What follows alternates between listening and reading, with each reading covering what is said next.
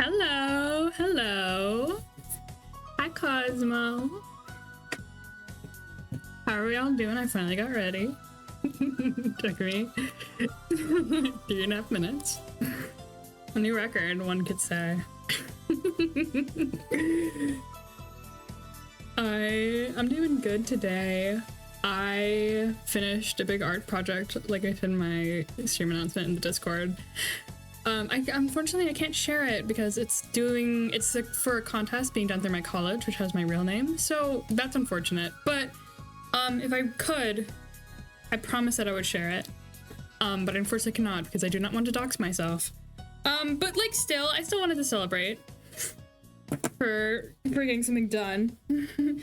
Because I've been feeling kind of sick lately, so I actually took a break from my college work, which I still have to catch up on, but I'm gonna take that time tomorrow.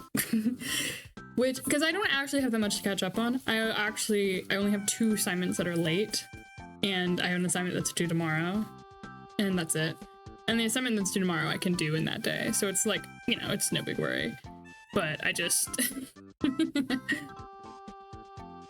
Let me pull up our game for today. I'm very excited to play this. This is a game I've been wanting to play for a long time. I just never got around to it. Oh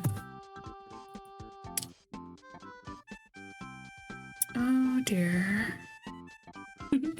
I forgot to test my thing. One moment. We're just gonna be chatting for a bit while I fix everything up because I messed up. I messed up something. I forget what I messed up, but I messed up something. What did I mess up? So freaking excited. Yes! Where is the folder? I should have tested this before I was like, yep, let's go live. But I wasn't really thinking about it. I don't think about anything, if I'm being honest. I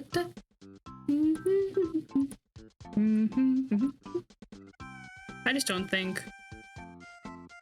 Looks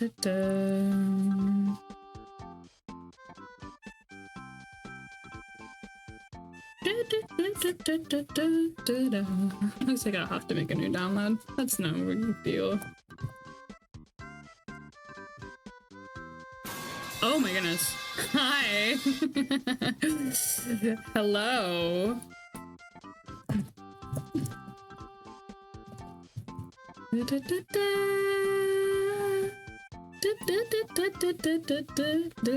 How are you, Rev?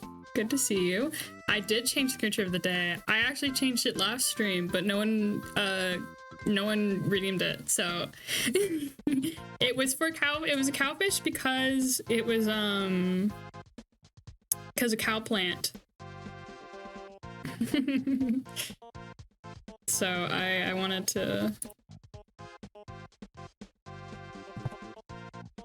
I was tired of embarrassing you. Wow. Okay.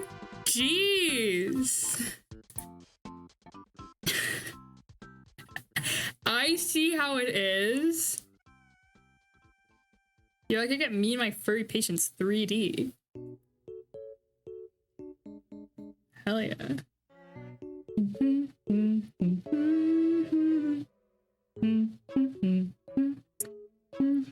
I'm currently embarrassed right now, considering I didn't check my game's download or if it was successful before I went live.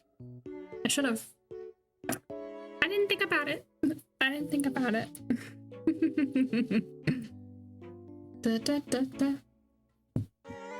Let's see. Nothing really interesting happened today. Oh, I ended up canceling that order that I was talking about last stream. Because... So, one little Pet Shop blind box is $4, right? That's all well and good. And I had seen that the order that I bought, which was for 25, I thought it was 1 through 18. I was like, wow, that is a steal, But like, okay. It turns out it was for only 3 of them. which I'm gonna be honest, I don't really feel like the math on that is correct in my head, because like you're paying you're paying 25 to get three of them. Like, I'm not sure that's how it works.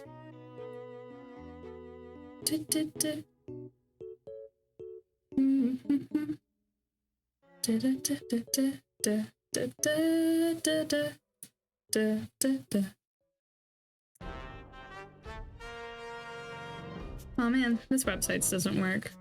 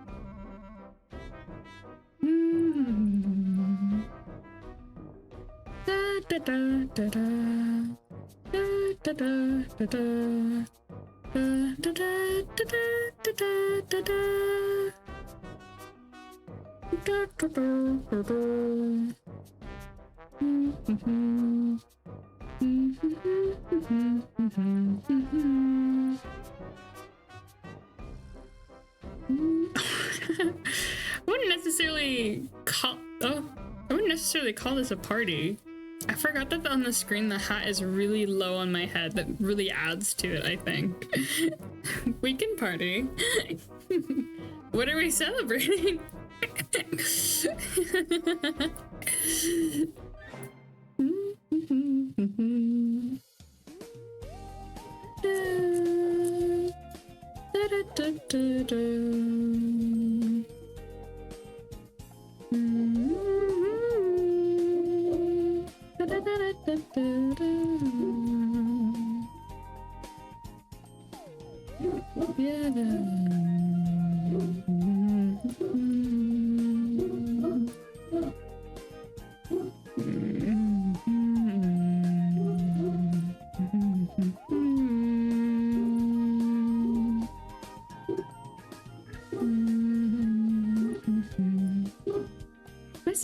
Funny, because it might just be being funny.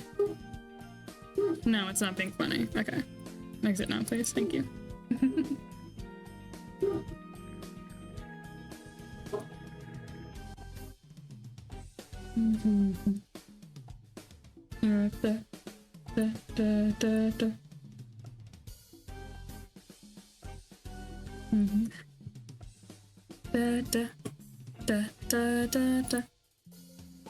No, don't update.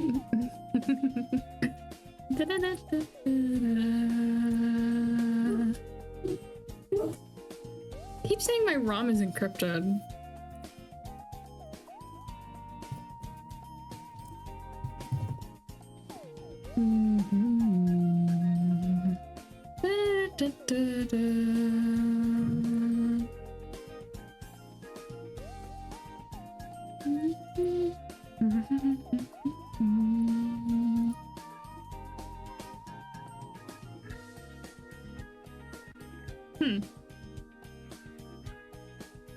Let me switch to just chatting for a moment while we figure this out, because it might take a bit.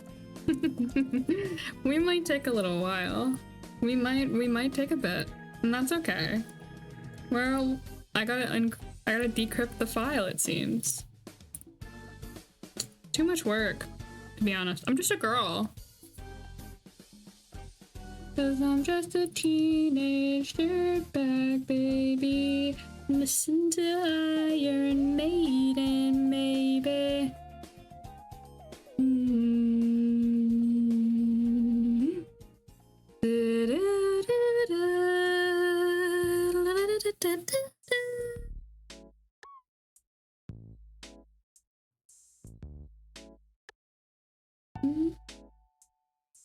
Dun.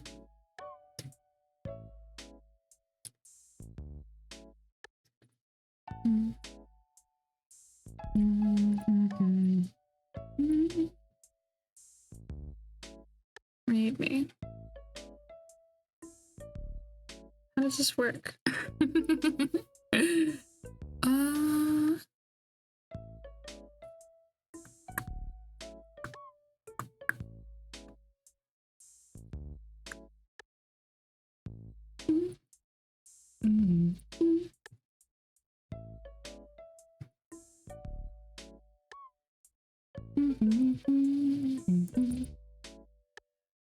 Da, da, da, da, da, da, da, da, da.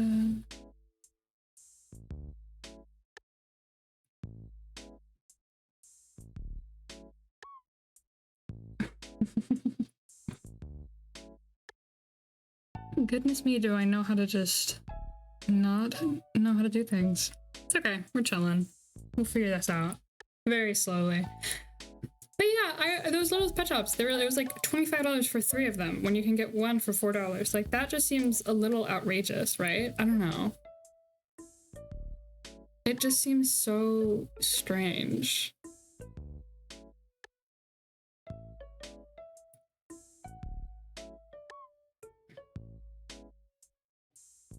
I don't know, like, I find it weird, but maybe it's not that weird.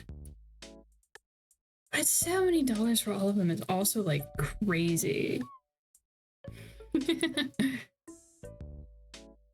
Here we go. Oh. No, we don't. Oh my goodness. Oh, what an interesting error that I am having right now, guys. There's 2 of them. Okay, 1 second. Well, let me... You heard the music, I'm sorry. The music is a little... I understand. But there was, in fact, 2 of them, and I don't know why that was happening. It looked very funny, though. I won't lie. Okay, there we go. Now it's fine. It was just a loading error. I don't know why I did that. All right, we can finally... we can finally go back to the Phoenix Wright Ace of Trilogy thing. And now we can finally go over here. And if I can find where my Citra is. Let me add a game capture, window capture really quickly.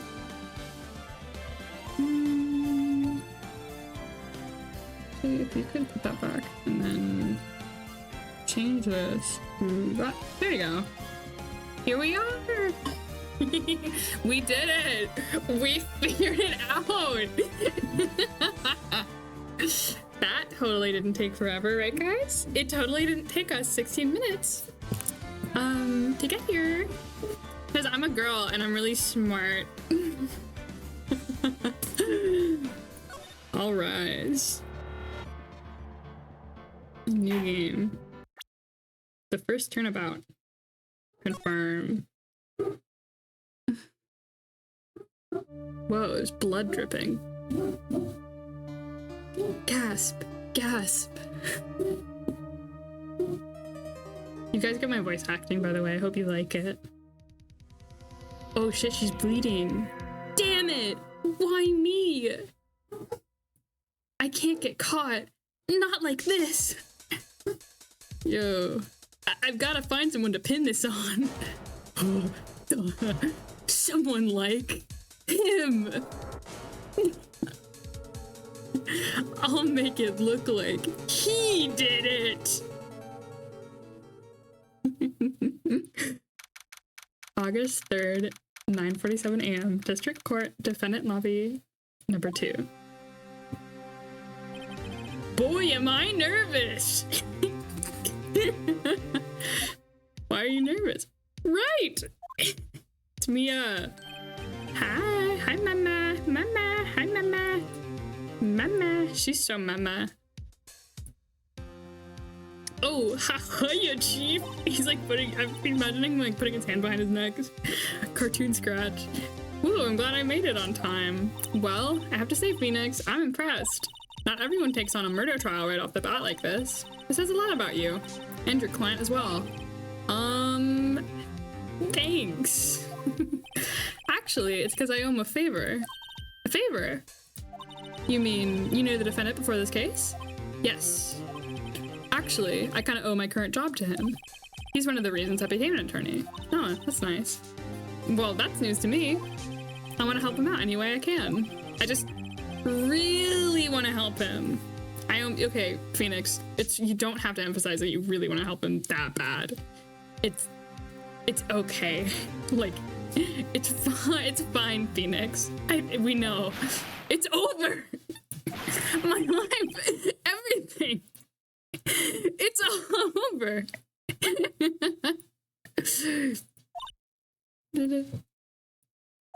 Is that your client screaming over there? Yeah, it's him. Death! Despair! Oh! I'm gonna do it! I'm gonna die!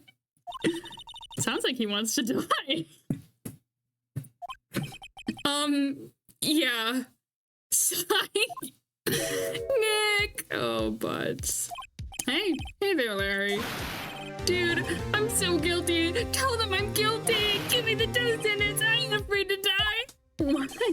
What's wrong, Larry? Oh, it's all over.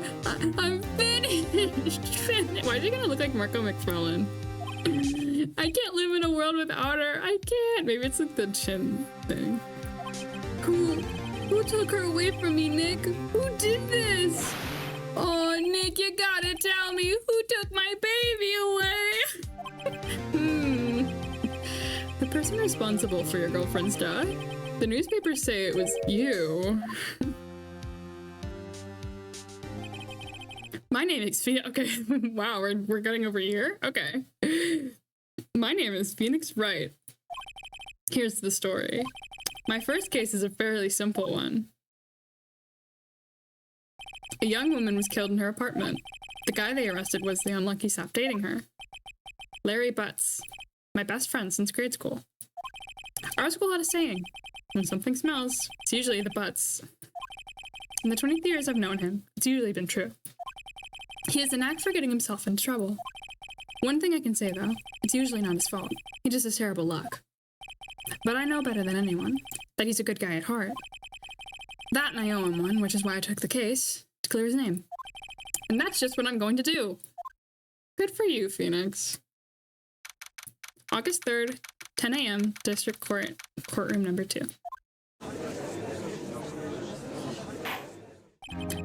Court is now in session for the trial of Mr. Larry Butts. The prosecution is ready, Your Honor. We're gonna do that voice for him. I'm gonna regret it, but that's the voice we're doing for this guy specifically. The, defense is ready, Your Honor. And I'll just do that for me. No, I'm kidding. I won't do that for me this entire time. Mr. Wright, this is your first trial, is it not? Yes, Your Honor. I'm, a little nervous. Oh, if only a big handsome judge could come and sweep me off my feet, Mr. Judge. Your conduct during this trial will decide the fate of your client. Murder is a serious charge. For your client's sake, hope you can control your nerves. Thank you, Your Honor. You big handsome honor. Mr. Wright, given the circumstances, I think we should have a test to ascertain your readiness. Yes, Your Honor. Whatever you say, Your Honor. Gulp! Hands shaking! Eyesight fading! The test will consist of a few simple questions. Answer them clearly and concisely. Please state the name of the defendant in this case. Larry Butts. The defendant? Well, that's Larry Butts, Your Honor. Correct. Just keep your wits about you and you'll do fine. Next question. This is a murder trial. Tell me, what's the victim's name? Whew, I know this one. Glad I read the case report cover so many times. Cover to cover so many times. Cindy. It's... Wait. Oh. No, wait. I forgot. I'm drawing a total blank here. Phoenix! Are you absolutely sure you're up to this? You don't even know the victim's name? I do, it's Cindy. I just checked. Oh, the victim! Of course I know the victim's name. I, just forgot. Temporarily. I think I feel a migraine coming on. Look, the victim's name is listed in the court record. I already checked! You're making fun of me. I already checked the court record. Just touch the court record button, check it at any time, okay? Remember to check it often. Do it for me, please. I'm begging you. Mr. Wright, who is the victim in this case? It's Cindy. Oh shit, I actually didn't. What was her full name? I don't know, it just says Cindy. What? It just says Cindy. How do I? Huh? Oh, can I go through the profile? Oh, it's Cindy Stone. Okay. Oh, she was pretty. Cindy Stone. Cindy Stone. The victim's name is Cindy Stone. Correct. Now, tell me, what was the cause of death? Wasn't it blunt force trauma? She died because she was hit with a blunt object. She was struck once by a blunt object. Correct. You answered all of my questions. I see no reason why we shouldn't proceed. You seem much more relaxed, Mr. Wright. Good for you. Thank you, Your Honor. Because I don't feel relaxed, that's for sure. Not in the presence of a big, handsome judge. I don't know what this joke I'm making is, gonna be honest. Well then, first, a question for the prosecution. Mr. Payne? Yes, Your Honor? As Mr. Wright just told us, the victim was struck with a blunt object. Would you explain to the court just what that object was? The murder weapon was the statue of the thinker. It was found lying on the floor next to the victim. I see. The court accepts it into evidence. Statue added to the court record. Right. Be sure to pay attention to any evidence added during the trial. That evidence is the only ammunition I have in court. Touch the court record button to check the court record frequently. She's not really gentle parenting me, but it's okay. Mr. Payne, the prosecution may call its first witness. The prosecution calls the defendant, Mr. Butts, to the stand. Chief, what do I do now? Pay attention. You don't want to miss any information that might help your client's case. You'll get your chance to respond to the prosecution later, so be ready. Let's just hope he doesn't say anything unfortunate. Uh-oh, Larry gets excited easily. This could be bad. Ahem. Mr. Butts, isn't it true that the victim had recently dumped you? Hey, watch it, buddy! We were great together! We were Romeo and Juliet! Cleopatra and Mark Anthony! Didn't they all die? I wasn't dumped. She just wasn't taking my phone calls. Or seeing me. Ever. What's it to you, anyway? Mr. Potts, what you describe is generally what we mean by being dumped. In fact, she had completely abandoned you. And we're seeing, I'm kind of doing like, this is like Ben Shapiro, but if he, hadn't started testosterone. And was seeing other men. Now, hypothetically, she had just returned from overseas with one of them the day before the murder. What do you mean, one of them? Lies! All of it! Lies! I don't believe a word of it! Your Honor, hypothetically, I have the victim's passport. And, according to this, she was in Paris until the day before she died. I don't know what I'm doing. I really... I keep, like, looking over to chat to see if, like, I missed anything. But no, I'm just alone in this. I'm, like, spiraling. Indeed, she appeared to have returned the day before the murder. Dude, no way. The victim was a model. Wait, it's him. The victim was a model, but did not have a large income. It appears that she had several sugar daddies. Daddies? Sugar? Yes. Older men who gave her money and gifts. She took their money and used it to support her lifestyle. Dude! We can clearly see what kind of woman this Mrs. Stone was. Whoa, brother. Tell me, Mr. Butts, what do you think of her now? Right? I don't think you want him to answer that question. Yeah, Larry has a way of running his mouth in all the wrong directions. Should we wait and see what happens, or should we stop him from answering? Because I kind of want to wait and see what happens. I think it'd be funny. Like, they wouldn't like, I don't know.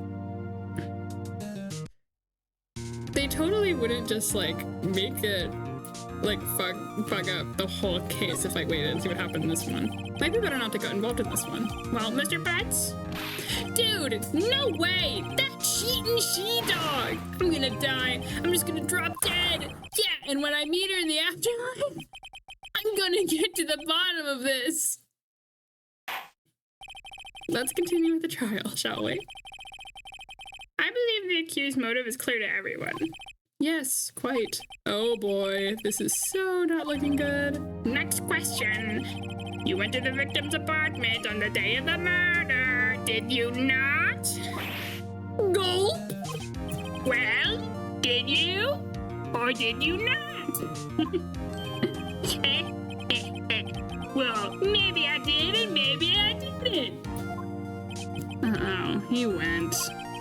What do I do? How to answer honestly, obviously. I know. I'll send a signal.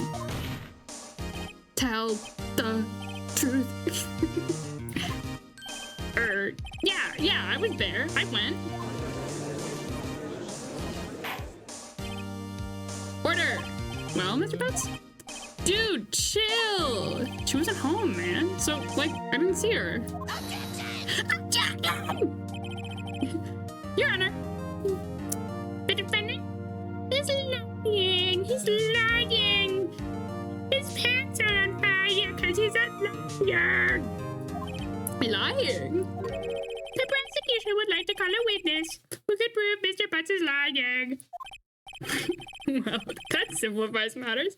Who is your witness? The man who found the victim's body just before making the gruesome discovery. He saw the defendant fleeing the scene of the crime.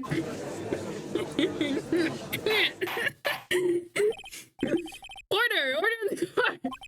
Mr. Payne, the prosecution may call its witness. Yes, Your Honor. This is bad. On the day of the murder, my witness was selling newspapers at the victim's building. Please bring Mr. Frank saw it to the stand. You know when people have told me that I have a nice voice? I'm not sure if that would be the appeal of listening to this. Mr. Saw it. You sell newspaper subscriptions. This is correct. Oh yes, newspapers, yes.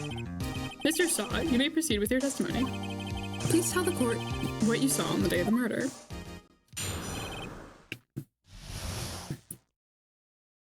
Oh my goodness.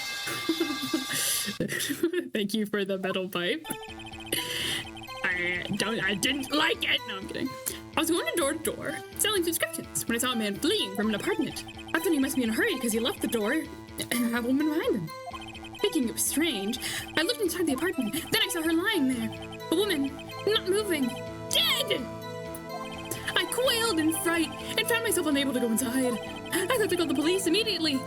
However, the phone in her apartment wasn't working. I went to a nearby park and found a public phone. I remember the time exactly. It was 1 p.m. When did she die? She died around 4:05. Yeah. That, I was gonna say, I think that was the man who ran was, without a doubt, the defendant sitting right over there.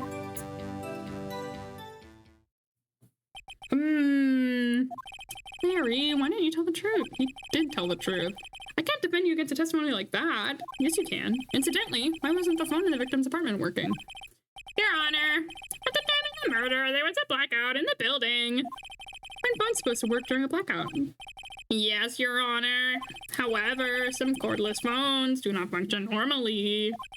The phone that Mr. Saw used was one of those. Your Honor. I have a record of the blackout for your perusal. Thank you. Now, Mr. Wright? Yes. Yes, Your Honor? You may begin your cross-examination.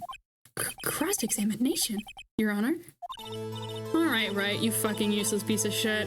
You don't know fucking anything about law. I don't know how the fuck you passed your logs. I don't know how you became a lawyer in the first place if you do not know what a fucking cross-examination is. You useless, little, pathetic man. I can't believe I have to hold your hand and guide you through this first case. You should be able to handle it all by yourself, because you should have passed law school.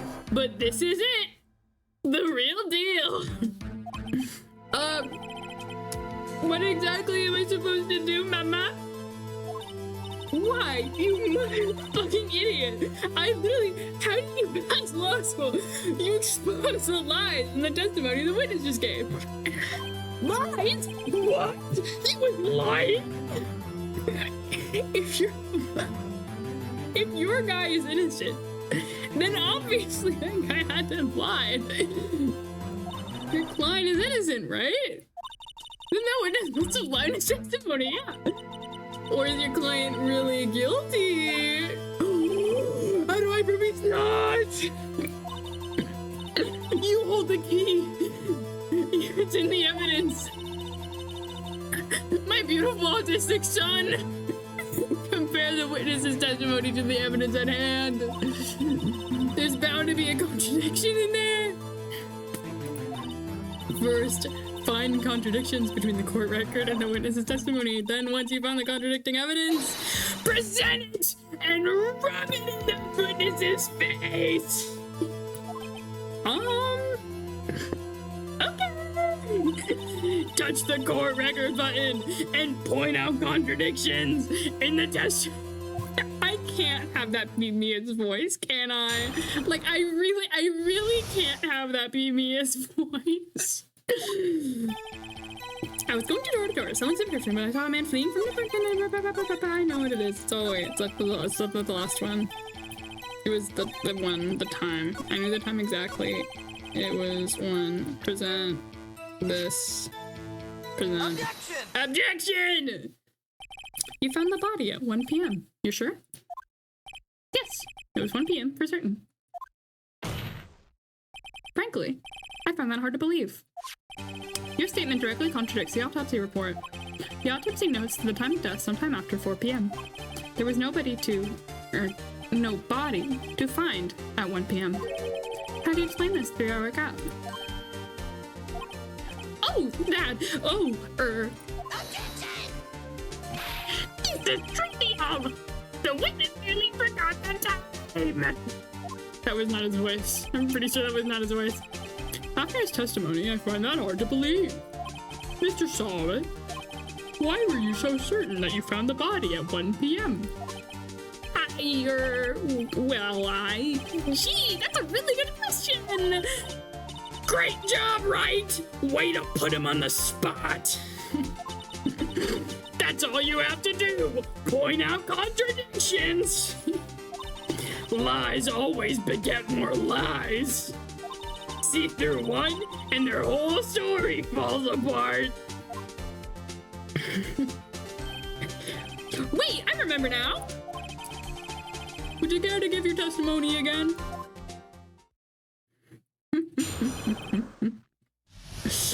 Oh, goodness me. You see, when I found the body, I heard the time. There was a voice saying the time. It was probably coming from the television. Oh, but it was 3 hours off, wasn't it? I guess the victim must have been watching a video of a tape program. That's why I thought it was 1 p.m. Terribly sorry about the misunderstanding. Well, there was a blackout, so she couldn't have been watching television. I see. You heard a voice saying the time on a tape program. Mr. Wright, you may cross-examine the witness. Right! You know what to do!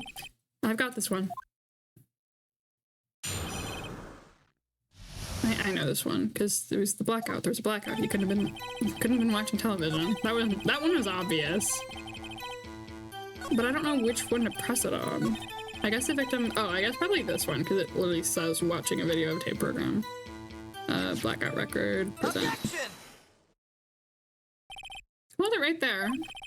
The prosecution has said there was a blackout at the time of the discovery. And this record proves it. You couldn't have heard a television or a video. Yeah! The defense has a point. Do you have an explanation for this, Mr. Saw? No! I find it quite puzzling myself, quite! Wait, I remember now! Mr. Saw, the court would prefer to hear an accurate testimony from the very beginning. These constant corrections are harming your credibility. That, and you seem rather distraught. My apologies, Your Honor! It must have been the shock of finding the body! Very well, Mr. Saw. Let's hear your testimony once more, please.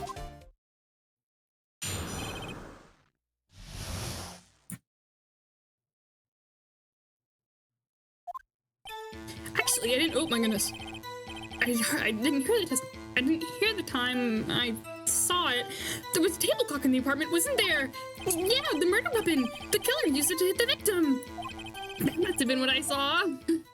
The murder weapon? The murder weapon is a statue. Isn't it? Am I silly? Wasn't it? Yeah, a statue. This is the murder weapon. Not a clock. Foolish, foolish man. This one, I guess this case is like supposed to be really easy. There's a table clock in the apartment, wasn't there? Which one do I present it on? I guess this one? Because he's saying that it was a, I mean, like, that. Okay, there we go. Wait just a moment. The murder weapon wasn't a clock. It was a statue. Now how is this supposed to be a clock? What? You with your objections and your evidence. Just who do you think you are? Just answer the question, Mr. Saw. Hey, I saw it there, okay? That's a clock! Your Honor, if I may. Yes, Mr. Payne? As the witness stated, this statue is indeed a clock. The neck is a switch. You just tilt it, and it says the time out loud. As it doesn't look like a clock, I submitted it as a statue. My apologies. I see. So the murder weapon was a table clock after all. Well, Mr. Wright, it appears that the witness testimony was correct. This is a clock. Do you have any problems with his testimony now? Do I? Yes. Your Honor, there's a gap and hole in the witness's testimony. The only way I could have known the weapon was a clock is to hold it in his hand. Oh, yeah. I didn't even think about that. That's true. Yet, the witness testified that he never entered the apartment. Clearly, a contradiction. Indeed. The witness knew it was a clock because he went into the apartment. You're lying! You were inside the apartment on the day of the murder. Oh yeah, prove it! Prove I went in there! Is the clock not enough evidence? I'll do better than that. I can prove you were the one who killed her. I can? You struck her with the clock, and the shock of the blow triggered the clock's voice. That's the sound you heard. Okay, buddy, you're maybe getting a little too ahead of yourself. You are just saying things without having evidence for it. Word in the court. Intriguing. Please continue, Mr. Wright. Yes, Your Honor.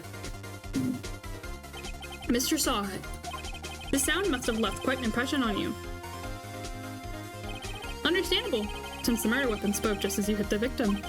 That voice was burned into your mind. That's why you were so certain about the time. What's the meaning of this? This is all baseless conjecture. Baseless?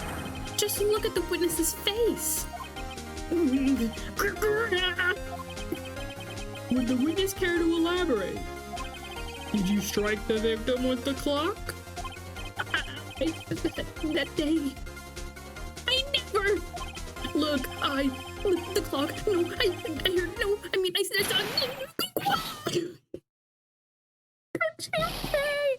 Shut up! It was him. I tell you, I saw him. He killed it, and he shouldn't burn. My throat really hurts. That was really bad. Order! Order in the court, I say! Your Honor, a moment, please. There isn't a shred of evidence supporting the defense's claims. Mr. Wright, Your Honor, you claim the sound the witness heard came from the clock. Do you have any evidence? The whole case is riding on this. Better think it through carefully. Your Honor, the sound Mr. Salt heard was definitely this clock. A fact which is clear if you simply... I'm gonna save? I guess it would be try sounding the clock, right? Wouldn't it be? No, I accidentally hit the wrong one. I think I just talked to the neighbors. Talk to the neighbors? I'm sorry, I didn't mean... I'm sure one of them heard the clock all the time when the incident occurred. I see. Does the prosecution have anything to say, Mr. Pine? We already made all the necessary inquiries. Everyone living near the victim's apartment was out of the time at the time of the murder. Furthermore, even if the neighbor had heard the clock, that would not prove that Mr. Shaw had heard anything. That is true. I believe you may be wrong, Mr. Wright. You'll receive a penalty for that, unfortunately. Oh, I'm sorry, Your Honor. Let me think about it again. Oh, okay, I'm sorry. I accidentally misclicked. I meant to click. Try sounding the clock. Let's sound the clock now. You're in this court. Your Honor, may I have the clock? I asked the court to listen very carefully. Beep. I think it's 8:25. That certainly is a strange way to announce the time.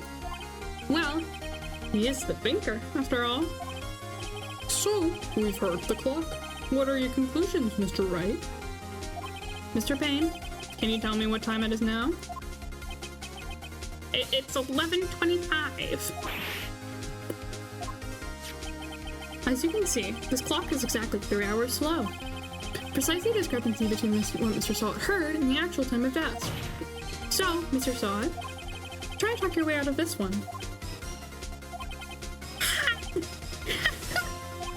You forgot one thing! Uh-oh. What's he talking about now? Well, it might seem that clock is running 3 hours slow. It proves nothing! How do you know it was running 3 hours slow on the day of the murder? Can't prove that. You don't have evidence! He's right.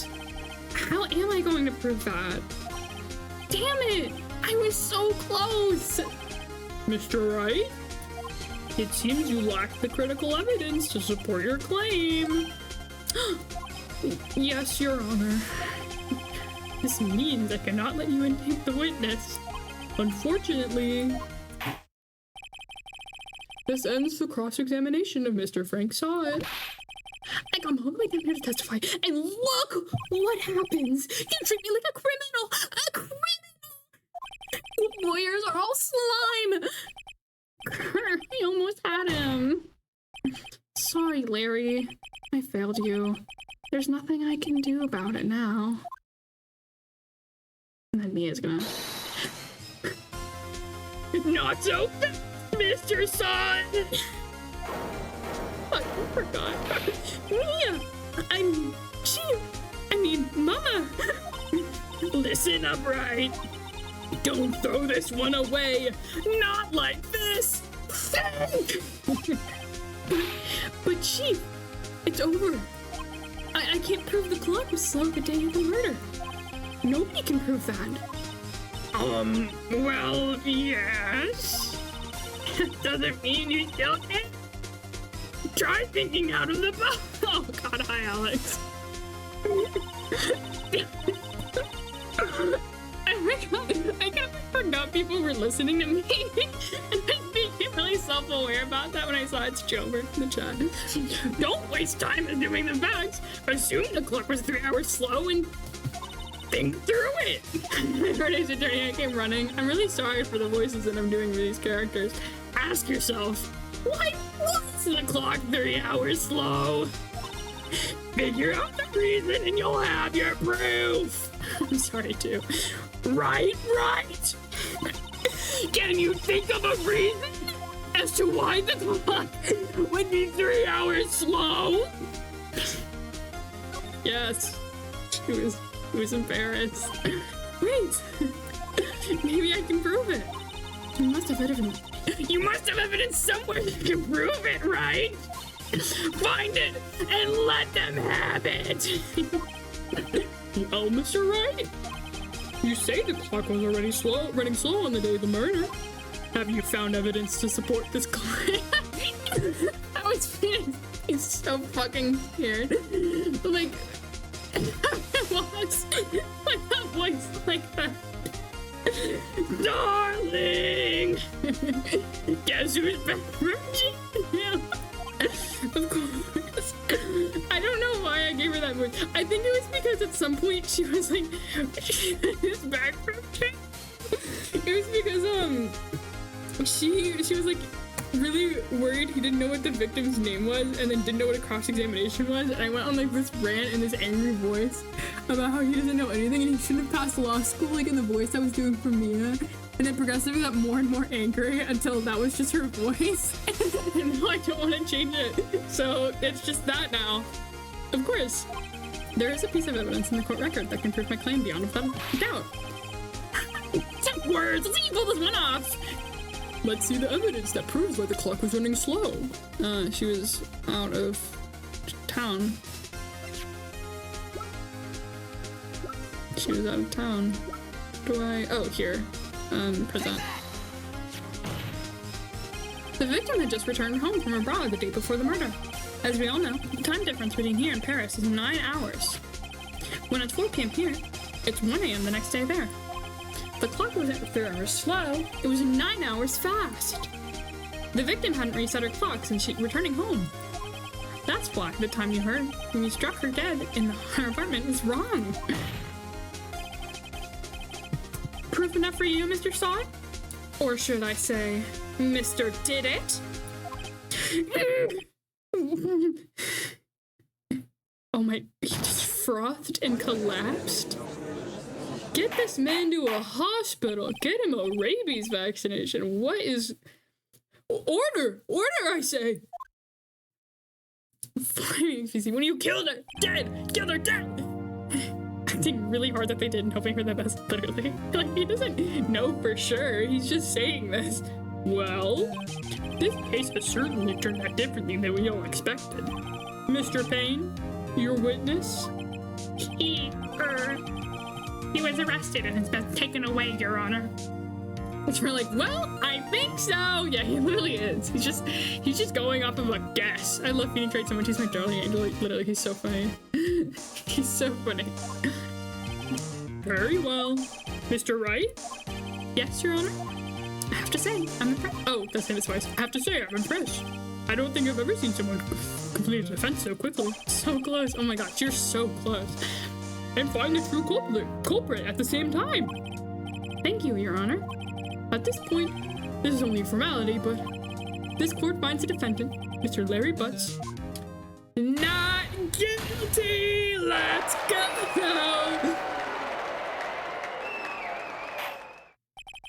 And with that, this court is adjourned.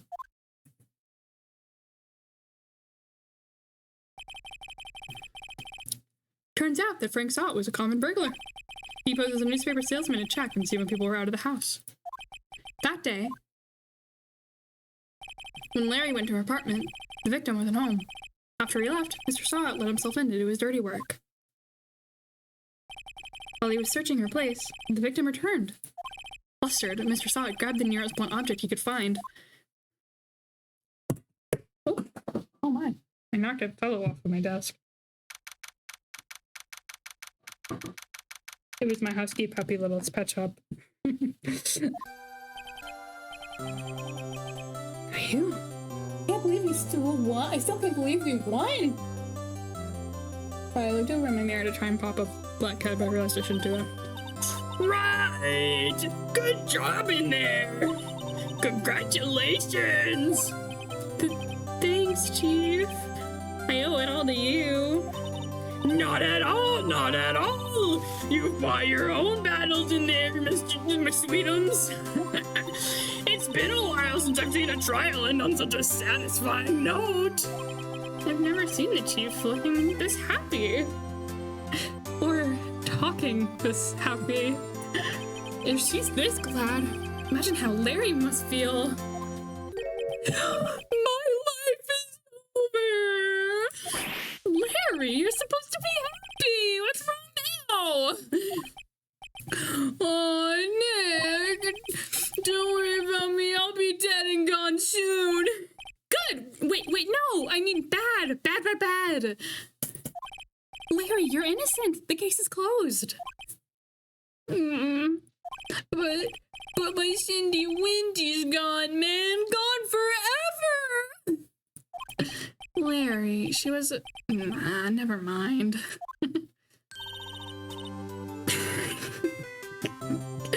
Congratulations, Harry! Harry? Yes, you! I can practically see the headlines now. Harry Potts, innocent! Thanks! I really owe you one! This is what, like, look at this man, it's like totally the voice for that. I won't forget this, ever! Let's celebrate! Dinner, movie, my treat! Oh no! I couldn't! Hey, I was the one who got you off the hook.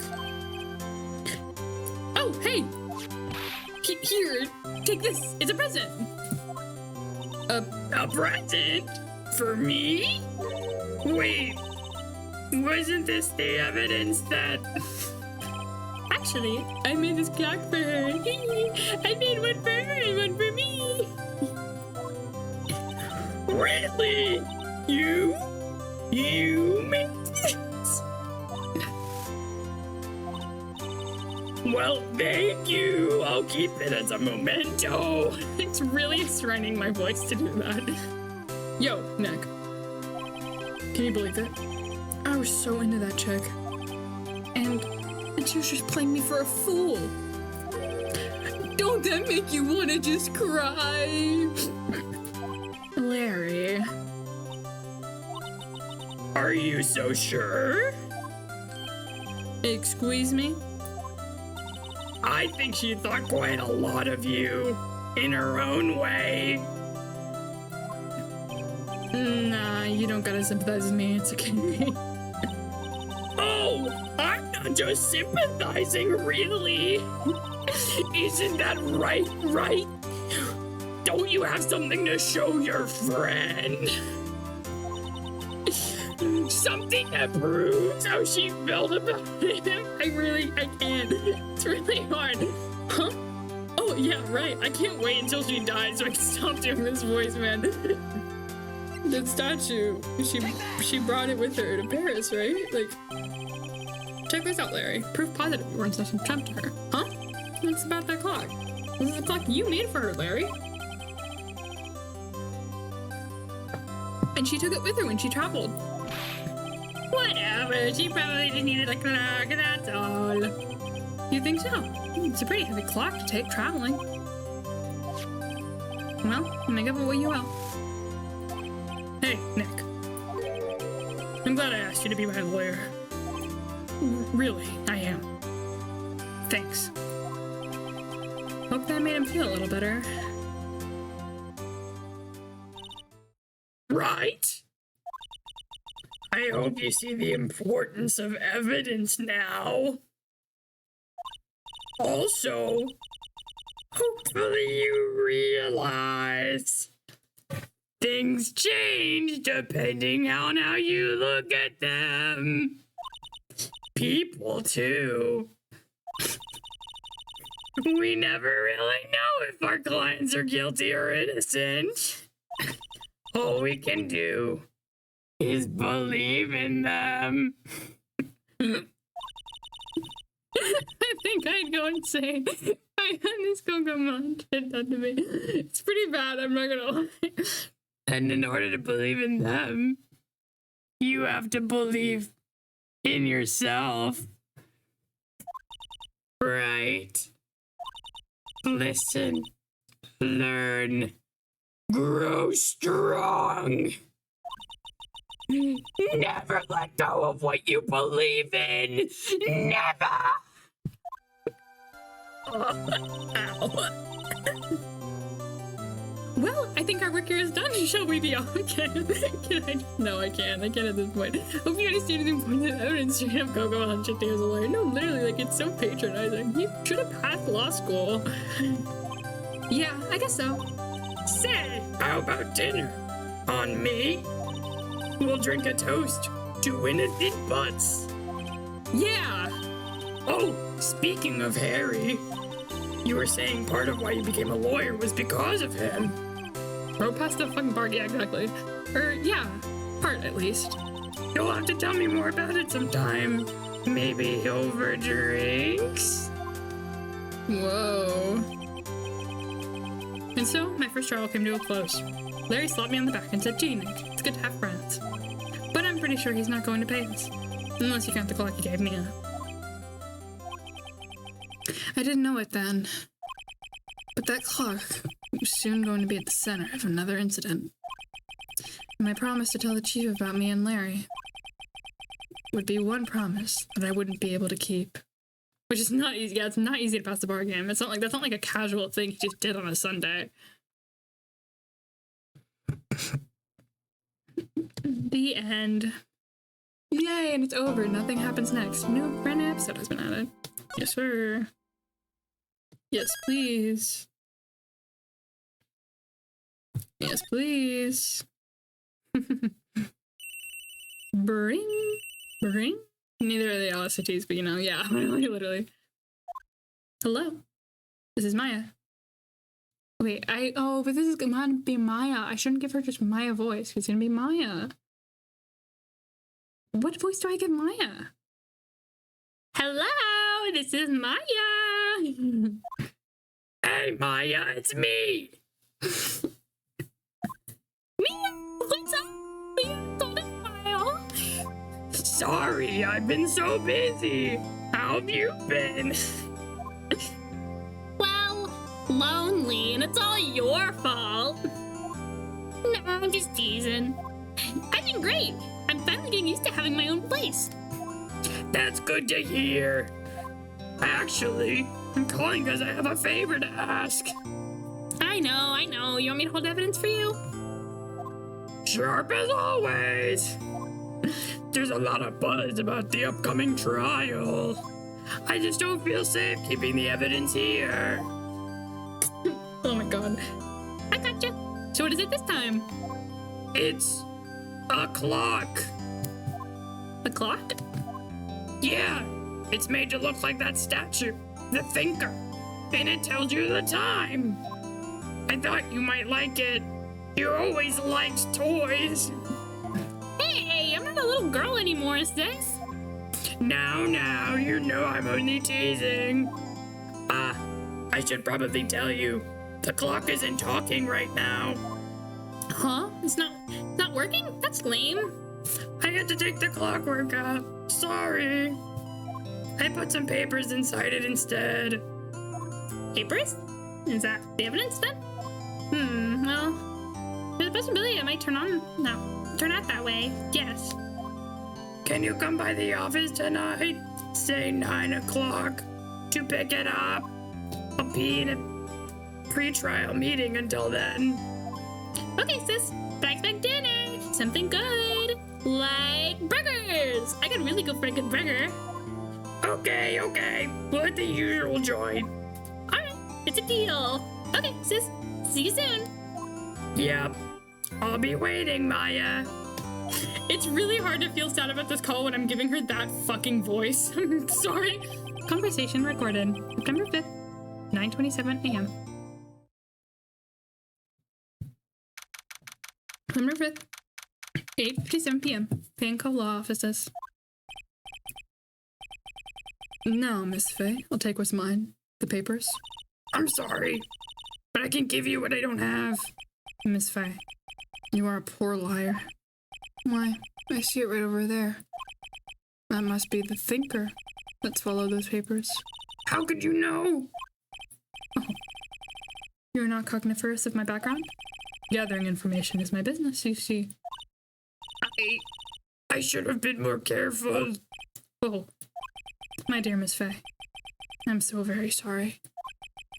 But I'm afraid I must ask you for one more thing. Your eternal silence. Farewell, Miss Faye. No! Cogniferous, I know it's a really weird word. Damn.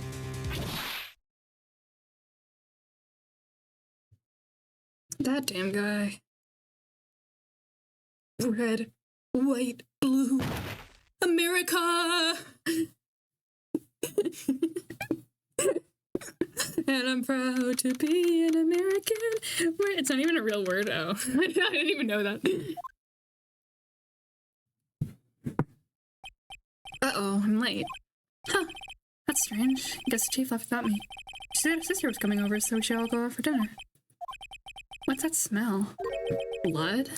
Dude, just making shit up, literally. Mia! Maybe she's in her office. Examine? I don't know. Oh, it's just... Go, I don't know. Okay, I want to get anything. Move! To the office. That smell. Blood! Sis! Someone's there. Aww. Chief? Chief? Chief! It's about how I expect that would go. Man, this trial's so sad. Who are you?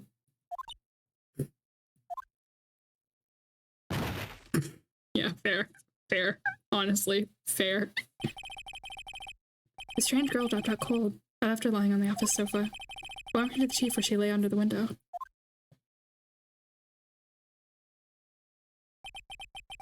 Her body was still warm. I could feel it when I held her shoulder. Then, all too quickly, it began to fade. Until finally, she was cold.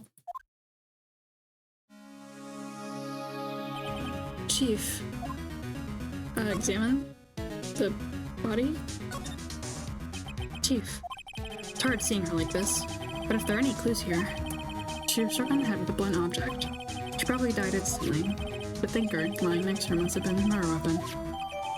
Thinker added to the court record. Yeah, of course. There are so many glass shards in the chief's body. Must be pieces of the glass light stand lying broken in the back of the room. Glass shards added to the court record. Good to know. Something else that seems like a clue here. Piece of paper. It must have fallen from Mia's hand. What could it be? A word that is written in blood on a scrap of paper. Maya. Did Mia write this? This piece of paper is a receipt from the department store, dated yesterday.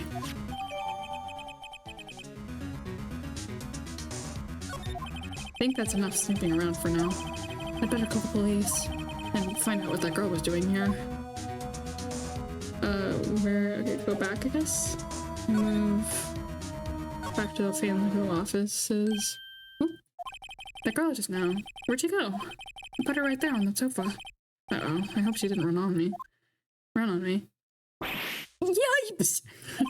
Don't scare me like that. Excuse me, but who are you?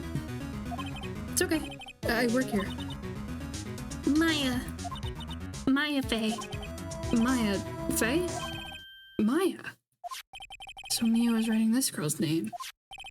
Maybe I should show her the receipt? I never thought there'd be a use for evidence like this outside the courtroom.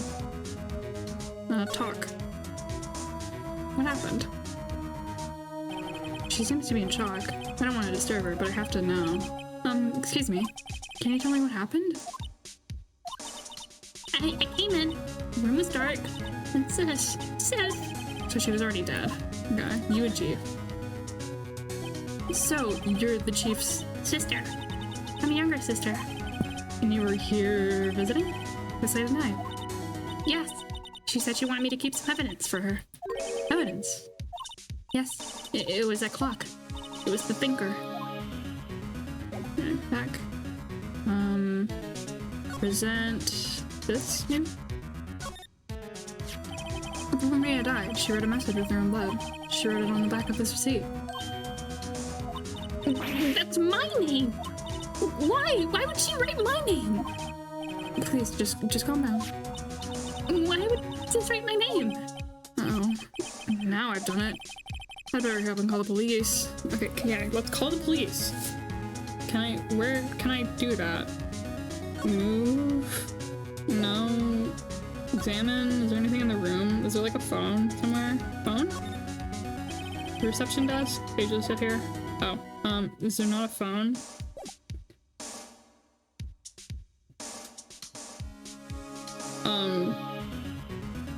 What do I do? Examine, I don't know. You couldn't cram more legal books in here if you wanted to. You can gaze up on the shelves without feeling insignificant. Where's the phone?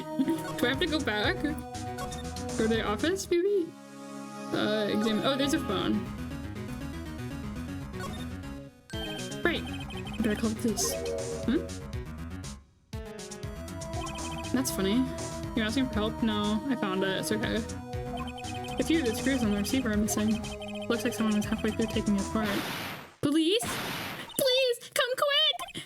What was that? Someone's screaming outside the window. Oh. She's staring right at me. She's holding a phone in her hand. I guess I should move to the window. I'm guessing there's a large building right across from the office. The Gateway Hotel. Oh, Gatewater Hotel. A nice luxurious place. Do I not? Okay, I guess I'll go back to the phone. The phone receiver is missing a few screws. I better not use it. Oh, okay, cool. Huh? What do I do? I guess I'll just go back to the other room. Oh, okay. Yep, that was what I was supposed to do. The police. Sounds like they're coming this way. Freeze! Police! All right, I'm Detective Dick Gumshoe, see? Gumshoe? Not a name. Received a report from the building across the way, see? Got a person saying saw a murder. Must have been that woman I saw. Anyway, I don't want either of you moving 1 inch, Kay? Great. Just great. Maya, wait, she wouldn't have... Nah. Whoa! Excuse me? This word Maya here meant anything to you? That's my name. What? The victim drew this here note in her blood, see?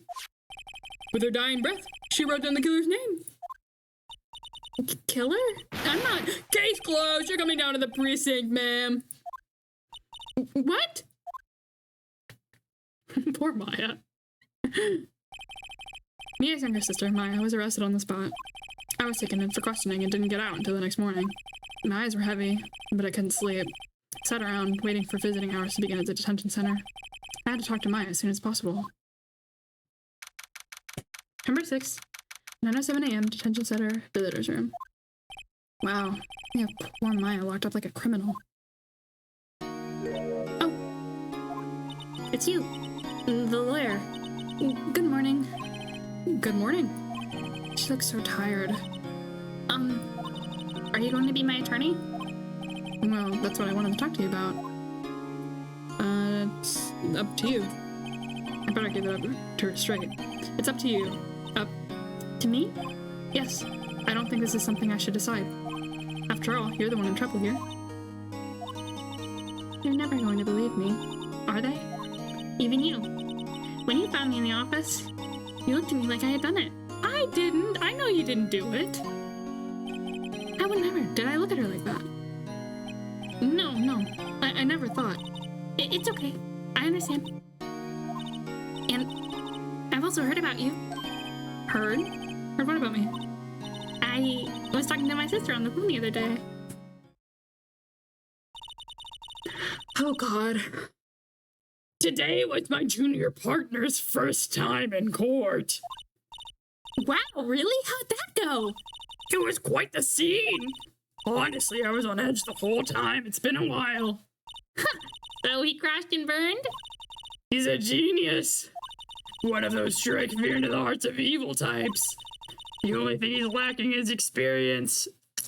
Sounds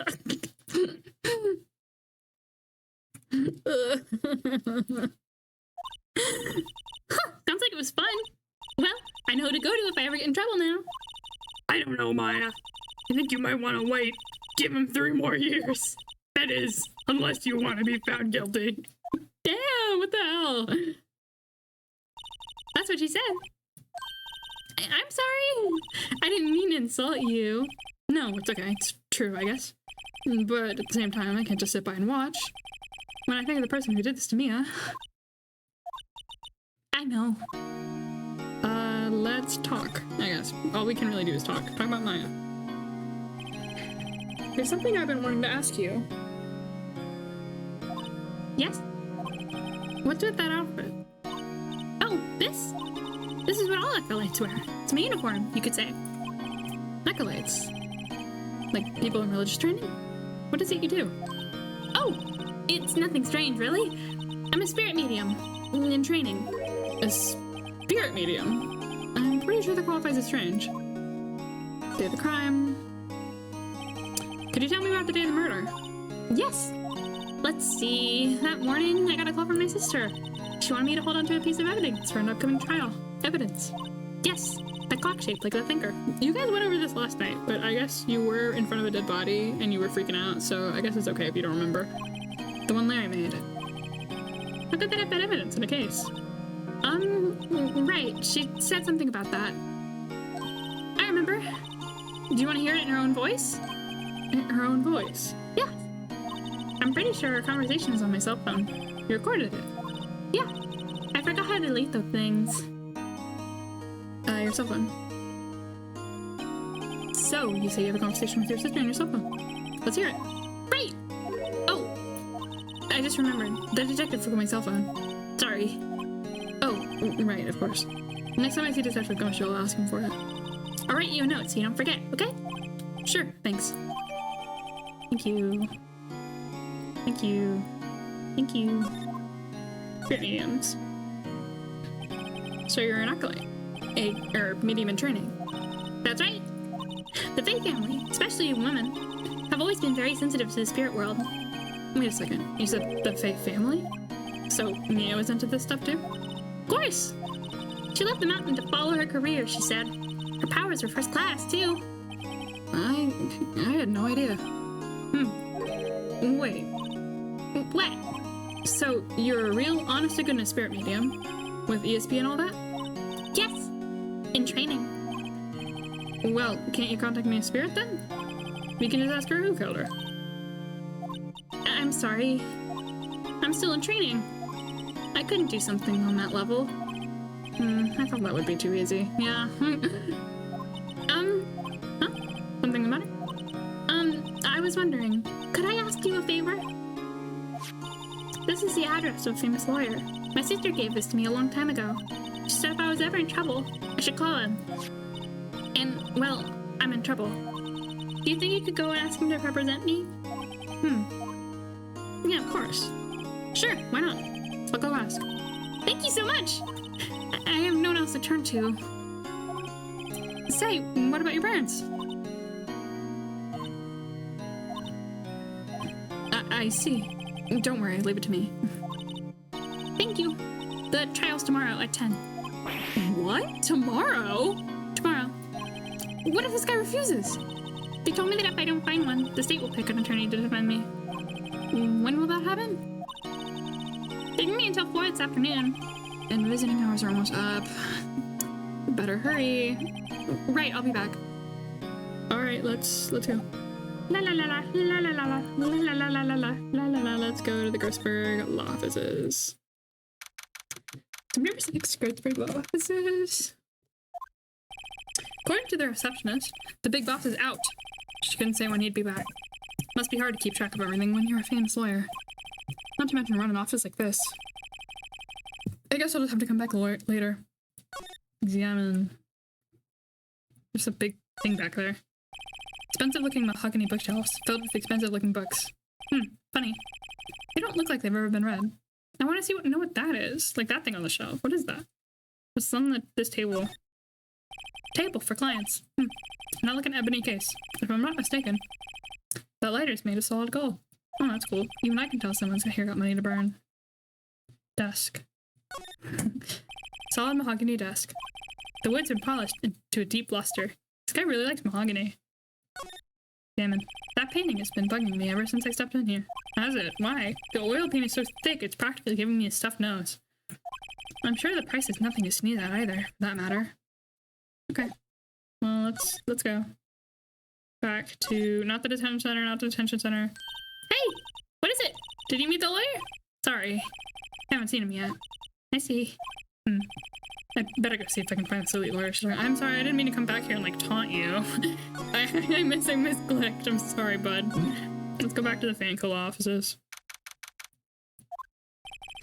The office is filled with police officers. They're all busily searching for clues. Hey, you there! There's a crime scene, pal. No trespassing. Sorry. Don't I know you from somewhere? Wait, you're that Butts guy, aren't you? No, Phoenix Wright. I couldn't even mistake me for Larry. Guess I got the wrong name, Mr. Wright. Sorry about that. That Butts guy, he was a killer, and you're no killer, right? He was proven innocent. Right. And you were Detective Gumshoe. Gumshoe, wasn't it? Dick Gumshoe? Right. At your service. Hang on, that's Detective Gumshoe to you, pal. Anyway, get the name right. And don't go calling me Dick. Hey, Dick, get over here! Yes, sir. Be right there. You're a lawyer, right, pal? If you got business here, you better do it quick. Whew, he thinks I'm Maya's lawyer. Talk. Mia. And then we'll do Maya. That Miss Faye. Did you do an autopsy? Wanna know the results, eh? Now don't you look at me like that, pal! It's no use! She might have been your boss, but that doesn't mean you get any special treatment. Alright, you can see the report. But that's all! he's one guy, I like this guy. And talk about Maya. About Maya. Yeah, I'm looking forward to the trial. Sorry, pal, but this is one trial you aren't gonna win. Why do you say that? The city's brought Prosecutor Edgeworth on the prosecution. Edgeworth. I'm sure you know what that means, you being a lawyer and all. Edgeworth. Prosecutor Edgeworth. That's right, pal! Mr. Miles Edgeworth himself! Wait, you do know him, don't you? Of course I do. I know him. He's a failed prosecutor. He doesn't feel pain. He doesn't feel remorse. He won't stop until he gets his guilty verdict. Oh, don't talk about him that way. You make him barely sound human. Still, I'm afraid this pretty much decides the case. So Edgeworth's on this one. He hasn't lost a case since he became prosecutor at the incredibly young age of 20. That is really young. Of course, there are rumors of back alley deals and forged evidence. All I know for sure is that Edgeworth hates crime with an almost abnormal passion. I never imagined I'd be facing him so soon. Alright, can you give me her phone, pretty please? I was wondering, did you see Maya Faye's cell phone? Oh, that? I have that. Do you think you could give it back? Sure. I mean, wait a second, pal. Tricky lawyer. Uh-oh, he's on to me. Tell it to him not so straight. Okay, I can't be straight with this guy. But what should I tell him? The matter? Oh, no, that carrying strap on the cell phone. This? This is the Steel Samurai, warrior of the old Tokyo. The Steel Samurai. That action hero on TV? Yeah, you see that strap is a collector's item. She was worried I might get lost if it went down to the precinct. That what she said? Yes. Okay, pal. I wrote down all the numbers she called anyway. Here you go. Since you didn't notice the recorded conversation. There you go. Nice. Fish food. Oh my god, you're so close! 100 away! 10 more minutes! So close! I guess I've asked all the questions I need to. You all done, pal? Yes, thank you. I'll be heading out now. Oh, wait. One more thing I wanted to mention to you. I don't suppose you're planning on talking to that witness. Anyway, you better not. No influencing the witness with your lawyerly ways, pal. Was it? I don't think he was thinking of that. I come to think of it, I completely forgot about her. And now he's going to go talk to her now that he's mentioned her. The witness. Yeah, Miss April May. I'm sorry about this, but I can't tell you anything about her. Huh? You just told me her name. Miss May, huh? So you sent her home already then? You're trying your loyalty tricks on me now! She's not to go outside her room till the trial. So she's still in the hotel across the way. Guess I should know better than trying to get a detective to leak information. You got that right, pal! Time to pay a visit to Miss May. Wow, he is such a little gooby. I love it. September 6th, Gateway Hotel, room 303. Oh god, what wish should we give her? Oh god. Well, hello there, handsome. Hi. Smooth, right? Real smooth. You're the lawyer, aren't you? The detective told me. He said, don't say nothing to the lawyer, No matter so. Thank Detective Gumshoe for making my job harder. Gee, this sounds like something out of a movie. It's all so exciting. I can hardly contain myself. Ooh, let me go freshen up so I can look the part of the beautiful eyewitness. God, she makes you so mad. I pity the lawyer that has to cross-examine this one. Examine the room. Let's look at this open shelf. She's so infuriating. There's a screwdriver stuck in the drawer. Wonder what's inside. Let's take a look. Hey! Hey! What are you doing? No touching! Ooh, bad boy! You really shouldn't pry around in other people's rooms now. You wouldn't want to make me upset, would you? Upset? I thought you were going to explode for a second there. Wonder what could be inside the drawer. Talk. What you witnessed.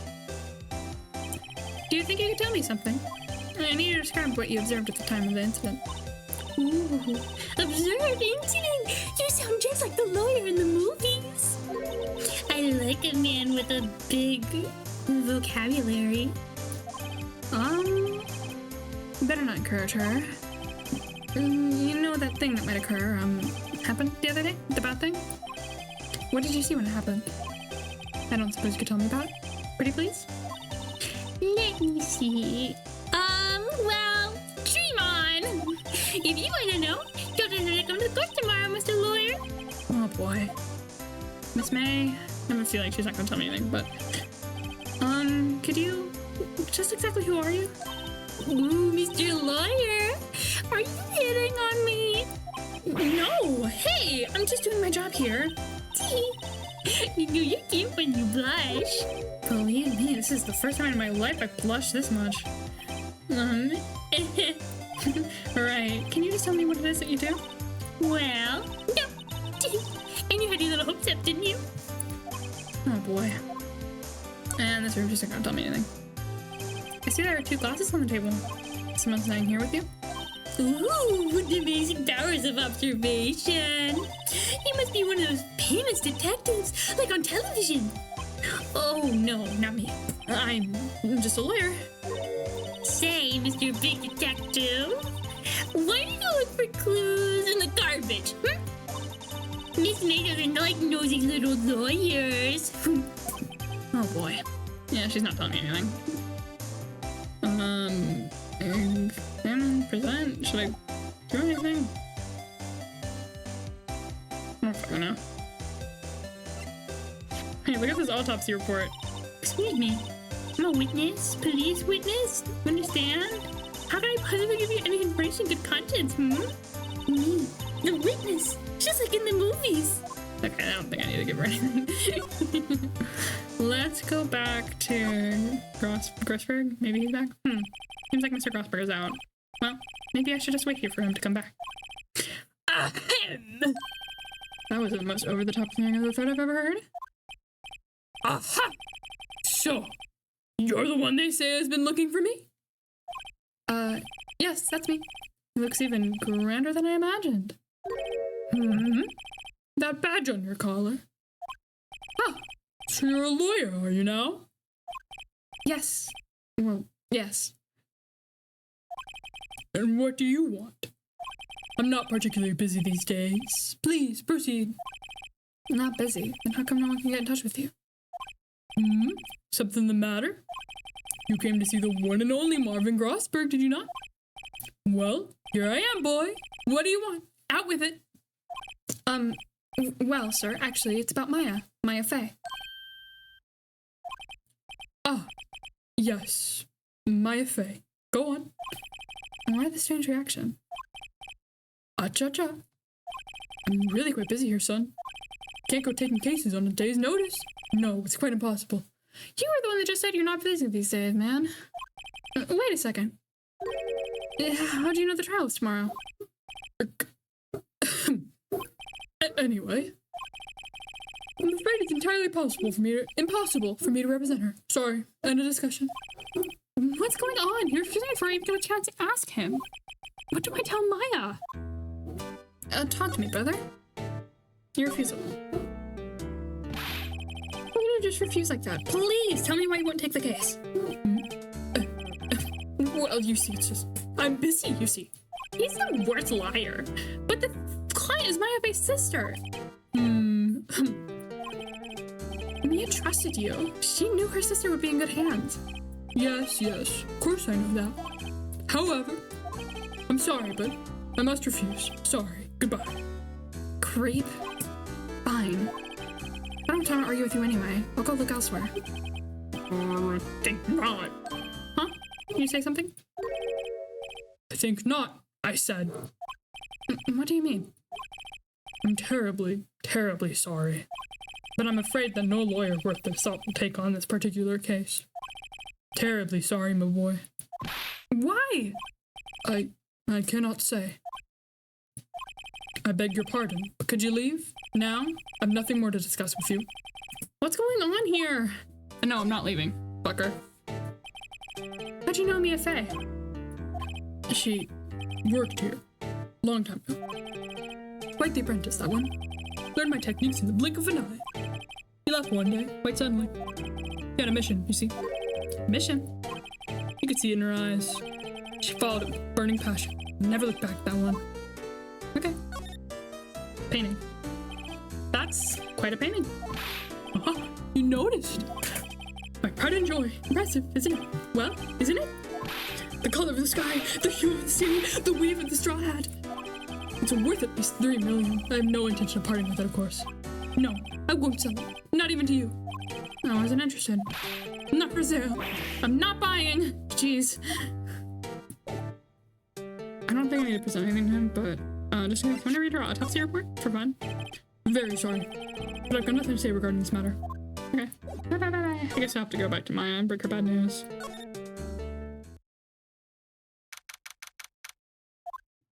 Maya. Oh, you're back. Did you find the lawyer?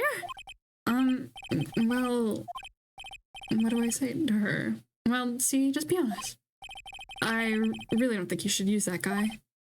He didn't seem healthy. He was all skin and bones. What really happened? You don't mean he refused to help? I see. You've been abandoned, then. Aw, honey. Can we talk about anything?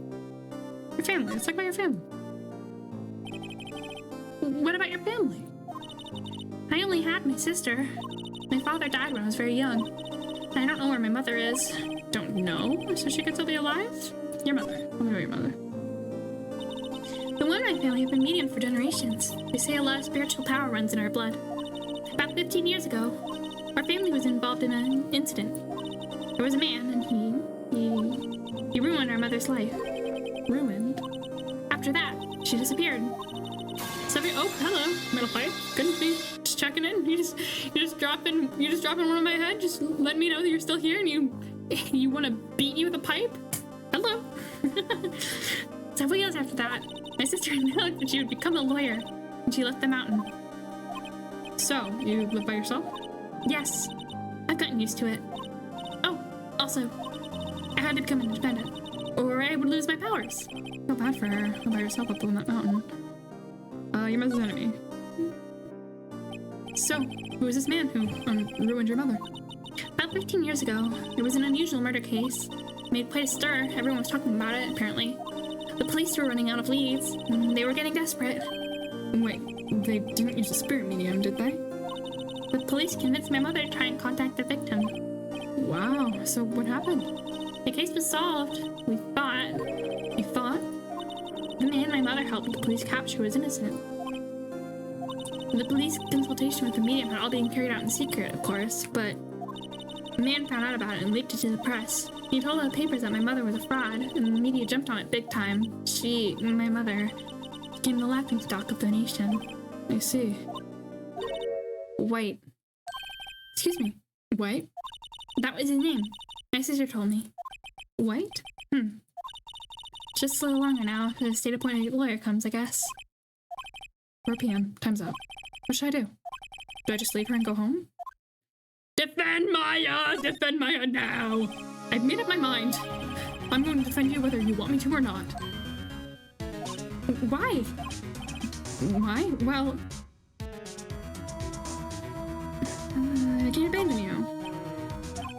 No one is as sad as a person without any friends. I know. I've been there a long time ago. Oh, the little flashback of him in school. Why did I become a lawyer in the first place? Because someone had to look out for the people who have no one on their side. Aww! Maya, I won't abandon you. You can count on me. That's so kind of you. Aww. Well, let's fight this one and get you out of here. Right! Thank you! She smiled at last. She looks like an entirely different person. One last question. You are innocent, right? Yes! And I trust you. So you trust me, too, okay? It's a deal. So, what next? There's something that's been bugging me. Just what was inside that strange woman's drawer? It was when I tried to look in the drawer that she got all defensive. There has to be something in there. I don't know if I can ask her anything else, so I'm gonna go back to the hotel. Good afternoon, sir. Excuse me, you are? Ah, I beg your pardon, sir. I'm the bellboy of the establishment at your service, sir. Oh, right. I've just come up to the deliver room service, sir. Do you know where Miss May might be? Ah, I believe our guest, Miss May, is currently using the, facilities. If you've no need of anything, I'll be taking my leave. Please, stay as long as you like. Enjoy. Yeah. Wait, no, hey. Why does it seem like every time I come here, I end up embarrassing myself? Wait, now's my chance to snoop around a bit. Ah, I almost forgot. This bellboy is he's so... Yeah, you came back quick. Might ask you to inform Miss May that there's a message for her. Please tell her that Mr. White of Blue Corp phoned. Oh, right, sure. Mr. White, suspicious. You heard that name from Maya. She said White. White. That was his name. My sister told me. White was the name of the guy who ruined Maya's mother. Could it be a coincidence? Not that uncommon of a last name, but... Okay, examine. Snoop! The screwdriver did not happen in the drawer. He's so negative adjective I cannot think of right now. You will see. Yeah. I have a feeling. I don't know. He's a strange fella. I have a chance to see what's inside. What do we have here? A wiretap? What would a woman like her be doing with a thing like this? Wiretap added to the court record. There's definitely something suspicious about this Miss May. Why would she have something like this in her hotel room? There's a story behind all this. I know it. Alright. I'll be using this bit of evidence in tomorrow's trial, that's for sure. For Maya's sake. I'll get to this woman's bottom! Wait, I mean, you know what I mean. Oh, bellboy, still there? Uh-oh, time to scram! I look forward to tangling with you tomorrow, Miss May! In court! And not with our bodies! Be continued. La la la la. Yes, please save.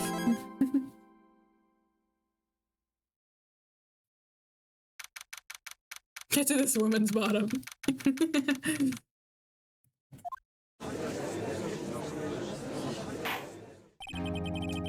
Court is now in session for the trial of Miss Maya Fey.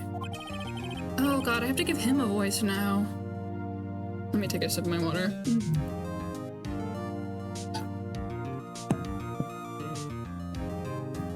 No, the prosecution is ready, Your Honor.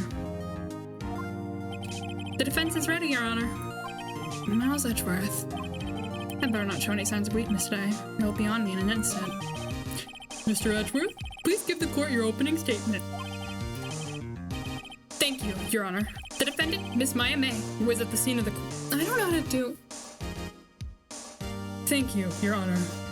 The defendant, Miss Maya May, was at the scene of the crime. The prosecution has evidence she committed this murder, and we have a witness who saw her do it. The prosecution sees no reason to doubt the facts of this case, Your Honor. I see. Thank you, Mr. Edgeworth. Let's begin then. If we may call our first witness, Your Honor. The prosecution calls the chief officer at the scene, Detective Gumshoe. He didn't even see anything, though. Like, why is he a good witness? Witness, please state your name and profession to the court. Sir? My name's Dick Gumshoe, sir. I'm the detective in charge of the homicides down in the precinct, sir. Detective Gumshoe, please describe for us the details of this murder. Very well, sir. Let me use this floor map of the office to explain. The body was found by this window here. And the cause of death? Loss of blood due to being struck by a blunt object, sir. The murder weapon was a statue of the Thinker, found next to the body, sir. It was heavy enough to be a deadly weapon, even in a girl's hands, sir. The court accepts the statue as evidence. They're still calling it a statue.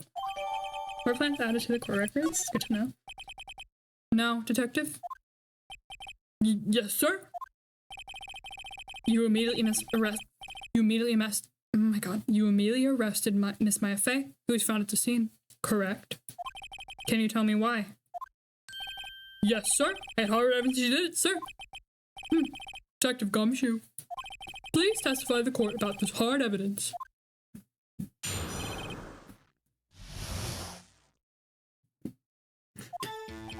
As soon as the phone call came in, rushed to the scene. There were two people there already. The defendant, Miss Maya Fey, and the lawyer, Mr. Phoenix Wright. I immediately arrested Miss Maya Fey. Why? We had a witness account describing her. The witness saw Miss Maya Fey at the very moment of the murder. Very moment, you say? Very well. That's right. Maybe it being a cross-examination. There's like nothing to cross-examine. Yes, Your Honor. Cross-examine what? Yeah, literally. I couldn't see a single contradiction in that testimony. Whoosh. Smack. Hey, Maya just threw something at me. What's this? When my sister couldn't find any contradictions in a witness's testimony, she would bluff it and press the witness on every detail. The witness always slips up and says something wrong. Oh, congrats, Alex. Do I have a redeem? I guess you could buy, don't I have 250 if you want like exactly 2,000? We did it. You did it. You did it. You hit 2,000. The big number. It worked lots of times. I should have expected Maya would know some of her sister's tricks.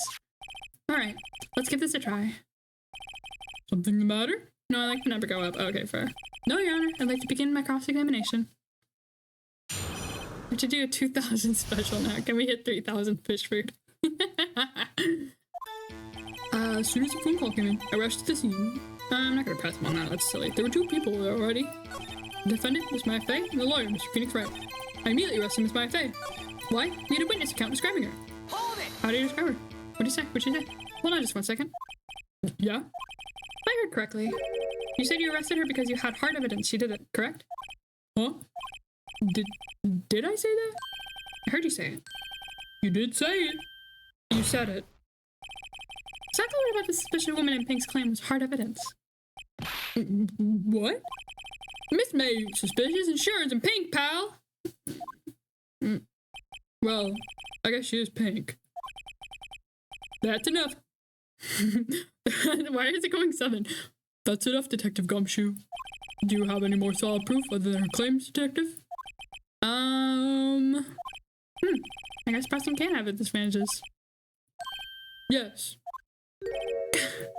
Sorry, got the order of things mixed up in my testimony, Your Honor, sir. There was something I should tell you about first, Your Honor. Very well, Detective. Let's hear your testimony again. Why am I forgetting his voice? I think as I gave Gumshoe and the judge like really similar voices, so I'm like struggling. To secure the subject, I examined the scene of the crime with my own eyes. I found a memo written on a piece of paper next to the victim's body. On it, the word Maya was written clearly in blood. Lab test results showed that the blood was the victim's. Also, there was blood found on the victim's finger. Before she died, the victim wrote the killer's name. Wasn't it? No, wasn't it? Wasn't it? How'd you like that? That's my hard evidence. What do I have? What was the autopsy? Oh, it was instantaneous. Okay, then that is suspicious.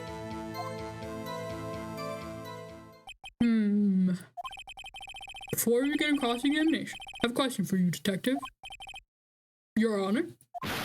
Why didn't you testify the vital piece? Why didn't you testify the vital piece of evidence the first time? I know. I'm real embarrassed. I forgot about it, Your Honor, sir. Try to be more careful. Very well. Defense may begin its cross-examination.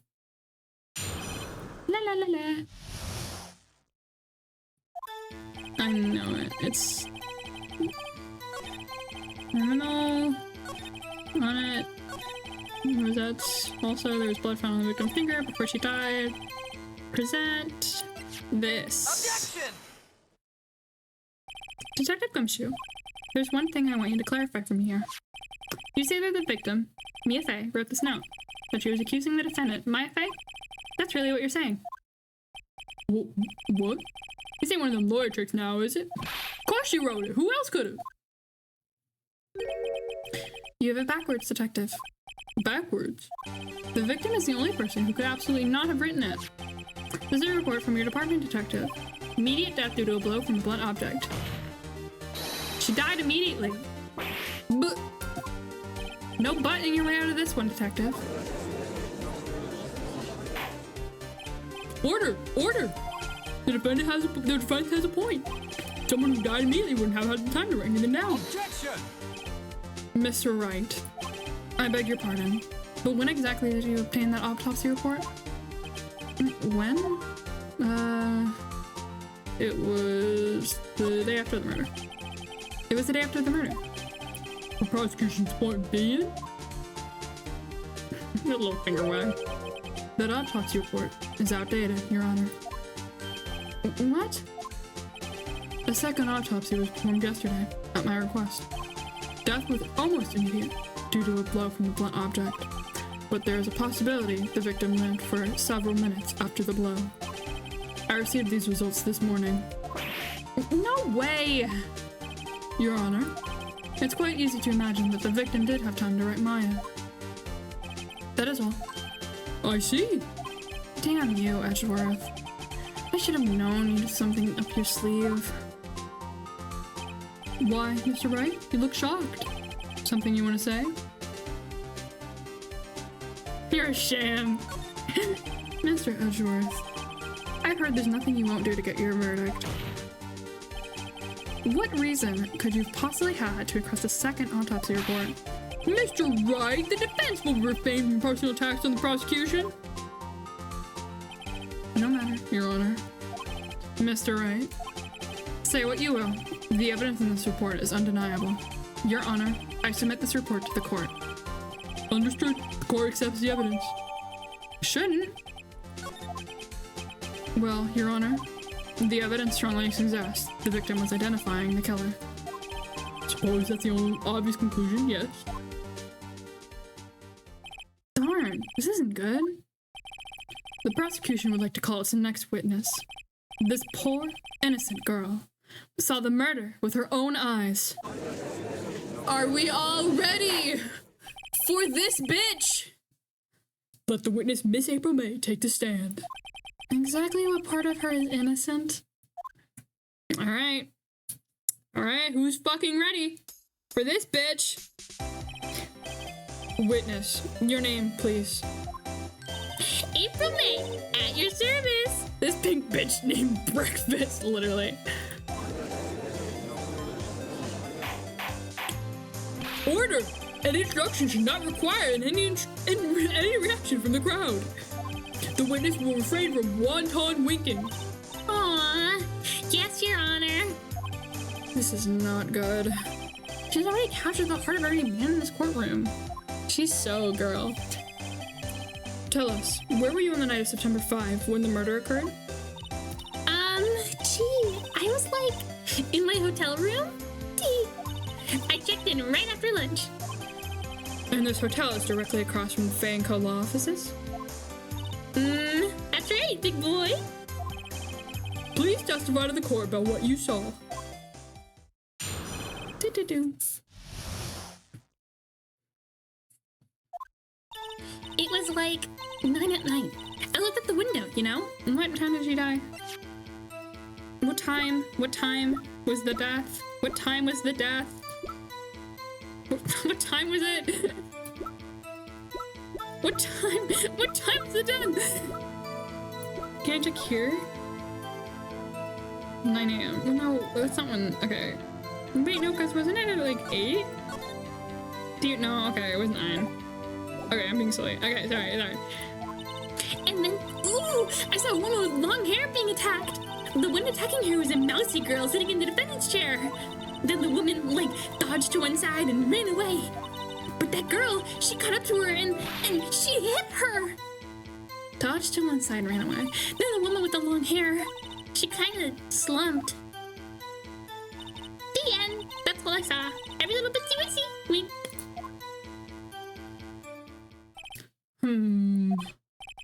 Well, Your Honor, I see. It's a remarkably solid testimony. What was the floor plan? What side did she go to? Okay, whatever. We'll press. I don't see any need to trouble the witness any. Wait, Your Honor. Yes, Mr. Wright? What about my cross-examination? I thought the witness's testimony just right now was quite firm, didn't you? Mr. Wright, I understand you were Miss Mia Fey's understudy, were you not? You must know her techniques well. Her cowardly way of finding tiny faults in perfectly good testimonies. She died!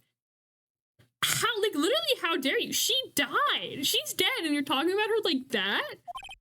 Well, Mr. Wright, will you cross-examine the witness? Yeah, of course. I'll gladly proceed with the classic cross-examination. Only because I have a feeling Edgeworth doesn't want me to. She has to have some weakness. Very well, may begin the cross-examination. I think it's like what side she dodged to, maybe? And then you could crawl it out because of the floor plan, maybe? And then, so, mousy girl. Honestly, I could press her on that too, because like, why is her only description of her being mousy? Hold it! What side did she go to? She dodged? Dodged what? Well, The attack. please, continue your testimony. But that girl, she got up to her and she hit her. That's it? Nothing really jumps out as a contradiction. There's gotta be something in there somewhere. Maybe I better just rest and talk a little bit. Maybe it's, this one? Because Mousy is a weird one. How do you know she was a defendant? Huh? Well, you know, she had girlish physique. Women know these things. Look, I just know, okay? There was only one person at the scene of the crime, with a short, girlish figure. The testimony is bulletproof, Your Honor. He's right. I question it. No. Hold on a minute. That testimony stinks. What? Miss May, I'm willing to bet that. You saw nothing. Do you really see the defendant at all?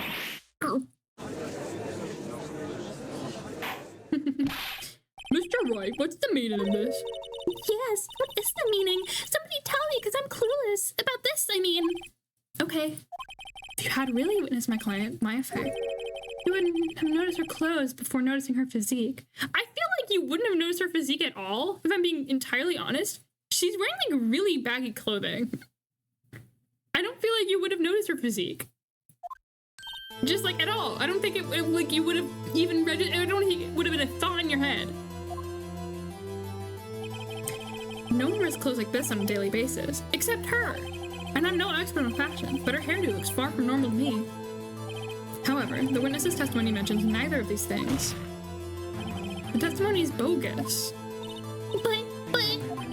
Still, we don't know she was dressed that way the night of the murder. She was, Your Honor. I saw her. So did Detective Gumshoe. What do you have to say to that, Miss May? What are you trying to say, you mean lawyer? I saw what I saw. I just didn't think all the trifling little details were necessary, darling. Miss May, the court would like to remind you to please omit nothing in your testimony. I'm sorry, Your Honor. I'll be a good girl. I promise. Your testimony again, if you would. Damn, I almost had her. She's gonna try and say too much detail now, and I feel like she's gonna say something wrong. Let's look out. I did see everything. I did. The victim, the woman, dodged the first attack and then ran off to the right. Then the girl in the hippie clothes ran after her, and she hit her with that weapon. I saw it. I did. That clock. The kind of statue clock?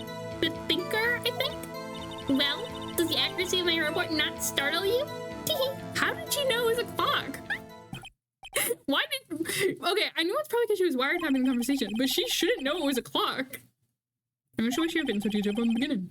Please begin the cross-examination. Okay, it's either...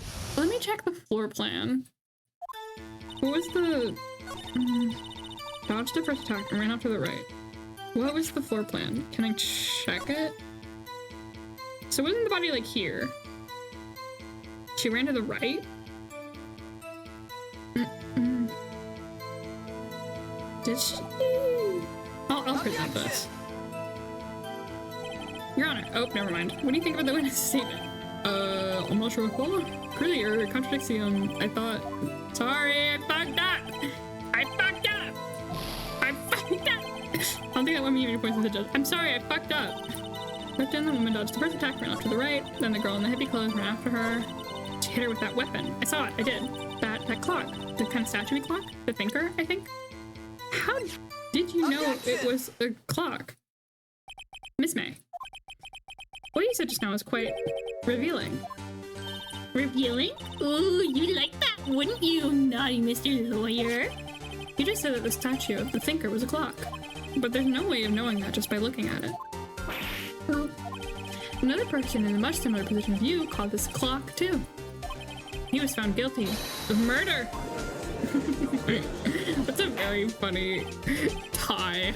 Yeah, someone else who knew that this was a clock got killed. Order! Miss May. Can you explain how you know this was a clock? Ooh. Objection! The witness saw the murder with her own eyes. That's all that's important here. The defense is trying to confuse the issue with trivial concerns. Yes, of course. You will withdraw your question, Mr. White. Objection! No, I won't, bitch. But questions are all I have, Your Honor. As you may recall, I've caught murderers with these questions before. Well, only once. Objection sustained. You may continue to question. Objection sustained. You may continue to question the witness. Phew, that was close. You stopped me there. The trial would have been over. Huh? What? So, what happens now? What happens now is you answer my question. How did you know it was a clock? What? That's... because I heard it? Yes, I heard it at the time. Nope, you didn't. No, you didn't. It had its stop taken out. So you've been to the loft as a Fanco. No, hey, I didn't see that. What would I do there? I heard it from my hotel room. The law office of Fanco, where the murder took place, is very close to the hotel. She could easily have heard the clock. Well, Mr. Wright, are you satisfied? No, because the things in the clock were taken out. You couldn't have heard shit. No, Your Honor. Can't give up just now. Well, you don't have to give up, because you obviously have... It couldn't have rung. She also couldn't have heard it, but it also, I think, it's more specifically, it couldn't have rung. Your Honor, members of the court. It is inconceivable that the clock in question rang. It's empty. That clock is missing its clockwork.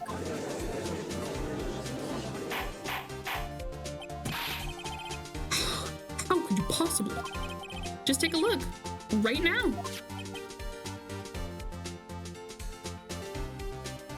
Oh. See anything interesting, Your Honor? It is as the defense says. This clock is missing its clockwork. And then they're gonna be like, oh, but how can you prove it was missing its clockwork at the time of the murder? And then we have to do the phone call. Like, I'm I'm just assuming that's what it is. I don't remember this like case very well. I watched my friend Alex do it, I will say, but I don't like remember much of the case well. I remember the outcome, but not like all of this stuff. But like, it's obvious, right? Because isn't it? Are they gonna be like? Because that's like it's like the last time where they were like, how could you prove that the clock could have spoke or whatever? How could you prove it? Like, you can't explain the court the meaning of this. It is as you can see, the clock was empty. It couldn't have run. And then, therefore, this witness is a big, fat liar. Well, Miss May. And then I'm just gonna be like, you can't prove. Like, he's totally gonna do that, right? Quite a show you put on for us, Mr. Wright. They're gonna, like, lean over. They're gonna walk over to each other and start making out. He knew the clock was empty. Somehow he knew. I'm afraid you've forgotten one thing, however. Indeed, the clock is empty. As you say, it can't ring. However, you must ask, when was the clockwork removed? See, I knew it. I knew they'd bring this up. If it was after the witness heard the clock, then there is no contradiction. That's true. That is a possibility. The clock might have been emptied after she heard it. And that is exactly what happened, Your Honor. Well, Mr. Wright? No, it's not. No, it's not. Can you prove when the clockwork was removed? Yes, I can. Oh, impossible, of course. Yes, I can. Yes, I can. I have proof. What? Wasn't it you who told me proof is everything? Well, I was listening. And now I'll show you the proof you like so much. The evidence that proves when the clockwork removed is the phone. Take that! Because there's a connotation on it. Take a look at this. That's a very cute cell phone. You have a girly phone! Wait, this isn't my phone. Listen, this is the defendant's cell phone, and it contains a recording. A recording of a conversation she had with the victim on the day of the murder. Order! The defendant's cell phone? This wasn't brought to my attention. Perhaps Detective Gumshoe overlooked it. The detective better remember he's up for evaluation soon. Gotta say, I'm starting to feel bad for the big fella. Let's hear the conversation. Beep. So you just want me to hold on to the thinker for you, then? If you could. Should probably tell you, clock isn't talking right now. Huh? It's not working? That's lame. I had to take the clockwork out, sorry. September 5, 9:27 a.m. Beep. Your Honor, I think this makes it clear the clockwork was already gone by the time this was recorded. Which was well before the witness even arrived at her hotel. What is that supposed to be? Like, how else would you verbally translate that? Obsessed with me, his voice in this voice. Thanks! Thank you! Well, Miss May, would you care to explain this to the court? Just how did you know that the weapon was a clock?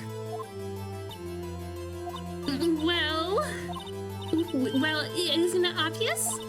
I saw that clock before. What store was that again? I go to so many. Oops, I forgot. Like, so the witness had seen it before. That would make sense, except it wouldn't. This clock is one of a kind. Did the defense have any objections, Mr. Wright? Yes. The witness claimed she had seen it before, but this directly contradicts a piece of evidence already submitted to this court. Well then, let's see it. Please produce this evidence that will prove the witness had not seen this before. It was from yesterday. Do I just present this? It's simple. This clock was never in any store, ever. what? A friend of mine made that clock. Only 2 exist in the world. And the one that isn't here is in police custody. Impossible! Everything is sold in stores. Miss May, I think it's high time you went shopping for a better excuse. Oh, excuse is not on sale today. Ooh. Oh.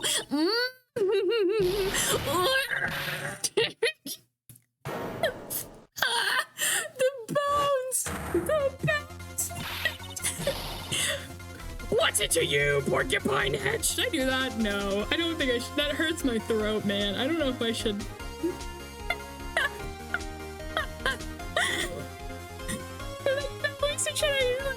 high-pitched one. No, we'll do the high-pitched one because otherwise people who are just listening might think I'm doing Mia.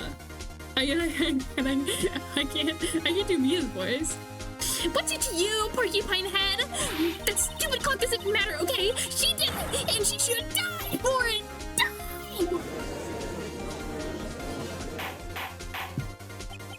Whoa, let's not get ahead of ourselves.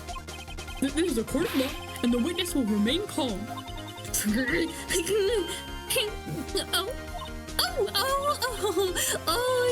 me. Did I, lose it?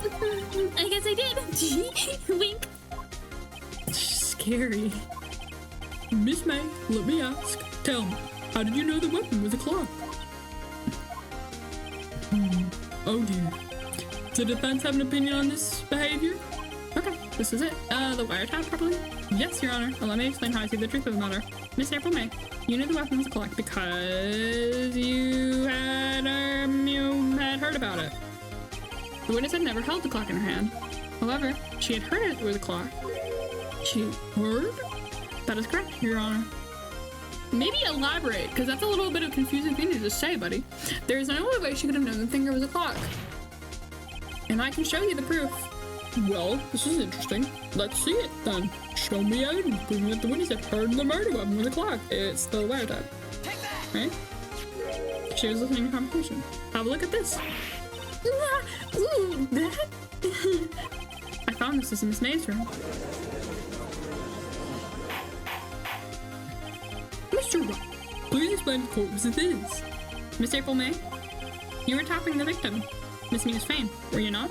Miss Mia Faye's phone, were you not? Your Honor, this is irrelevant. I'm not entirely sure that it is. Objection overruled. It troubles me that our witness was in possession of a wiretap. This is outrageous. The defense truly claimed that the witness was tapping her phone. Absolutely. Even that was the case, which it's not. You still have to prove one thing. I love how they never asked why he was in the room of this woman. He's just doing his thing. Did the victim ever say that the weapon was a clock on the phone? Yeah, she did. Can you prove that? I think not. Yet. Oh yeah? I think I can. It's simple. What? We literally just have to, here's my proof. The proof that the victim said on the phone that the weapon was a clock it's literally, I just have to pick the phone. It's really not as dramatic as you are making it out to be. Yes, we've seen it.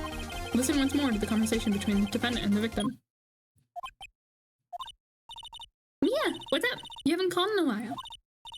Well, actually, there's something I want you to hold on to for me. Again? What's it this time? It's a clock. It's made to look like the statue, the thinker, and it tells you the time. Miss April May, you used a wiretap to listen to the conversation. That's how you knew the thinker was a clock. Am I wrong? Objection! Hey, handsome. Your Honor, this is ridiculous. Your Honor, look at the witness's face. Does she seem amused to you? The defense demands an answer.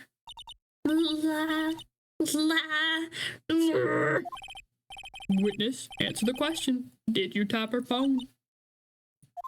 Miss May! Shut up, all of you! What gives you the right to talk to me like that? You lawyer!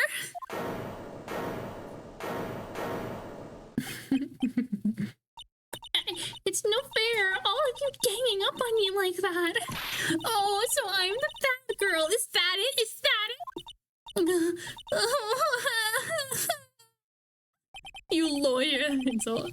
That did it. The court's seen the real Miss April May now. You lawyer! Literally. Now did they define a blow? You did it? Didn't, why the wiretap? Why did you tap her phone? Answer the question. Do I have to? Isn't this a murder trial? Isn't it to be tapping her irrelevant? She's saying exactly what Edgeworth wants her to say. Miss May, you were tapping the victim's phone. I hardly call that irrelevant. I also hardly call it relevant. Would you just happen to be tapping her phone for unrelated reason? While the court does not condone the defense's tone of voice, he has a point. Well, Miss May, do you have an explanation for the court? Can you prove you had nothing to do with this murder, even though you tapped your phone? I'd like to see her pull that off. Mr. Lawyer, I saw that evil grin. You were probably thinking I could just hear her pull that off, weren't you? Damn, she's good. It's really funny. Well, you're not the first man who's thought that. And of course, I can.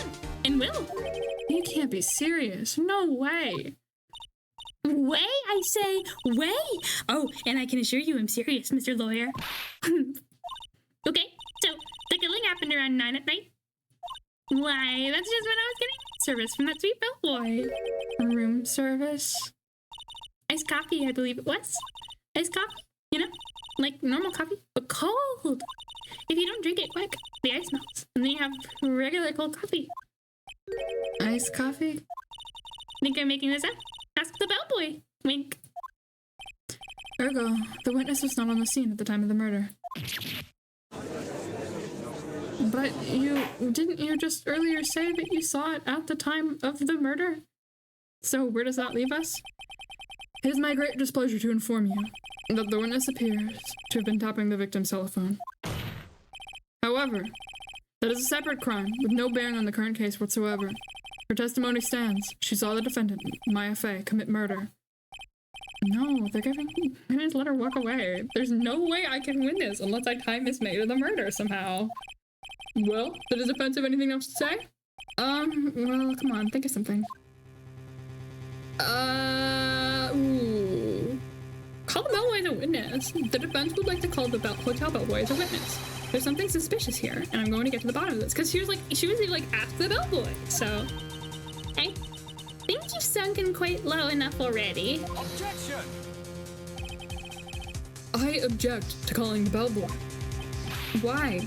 What's your reason? Because I hold that the wiretapping had nothing to do with the killing.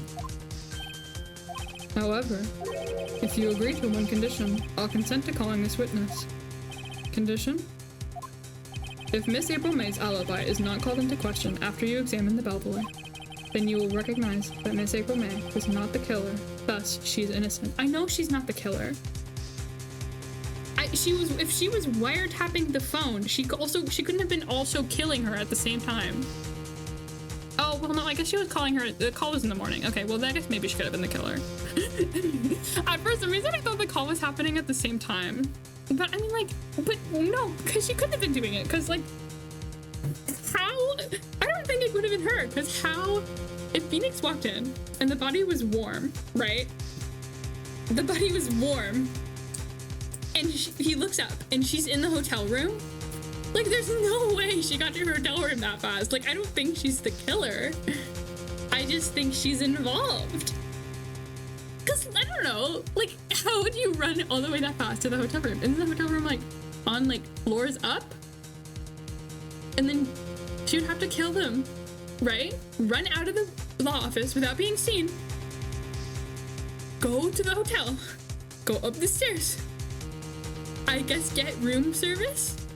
In the time between this, after you sip your iced coffee, then you call the thing at 9 at night when you were, it's so, I don't know. I don't know. I don't think she was the killer, but that is my condition.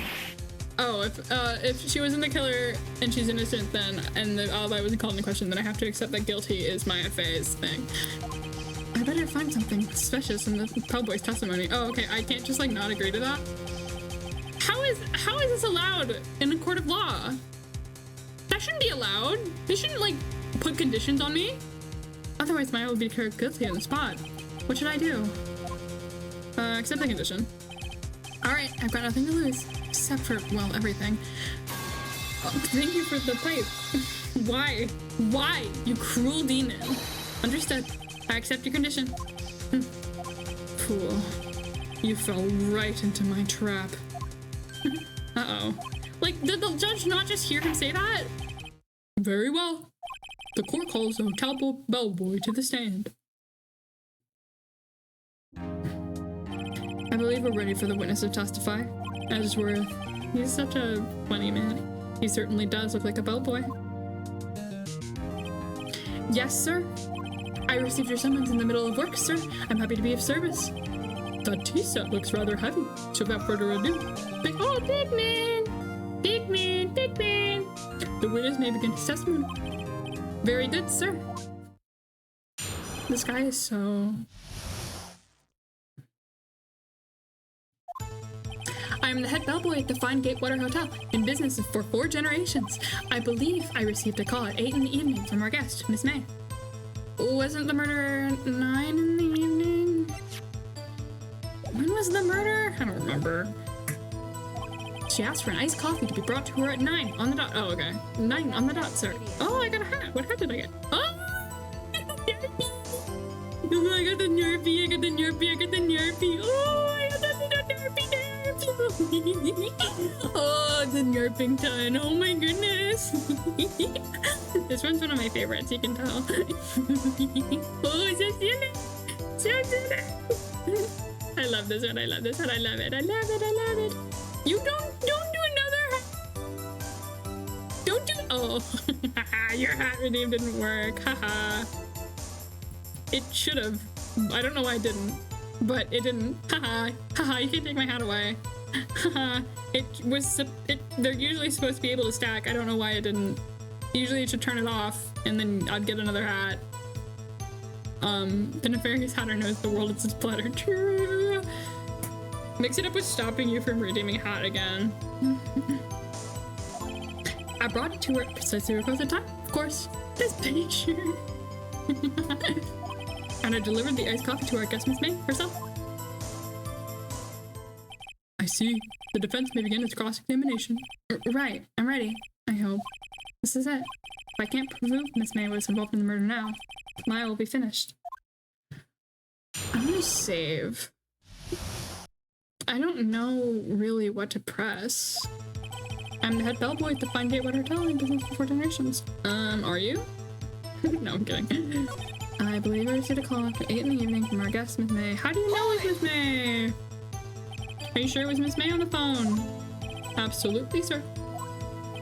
How can you be so certain? I checked Miss May personally, sir.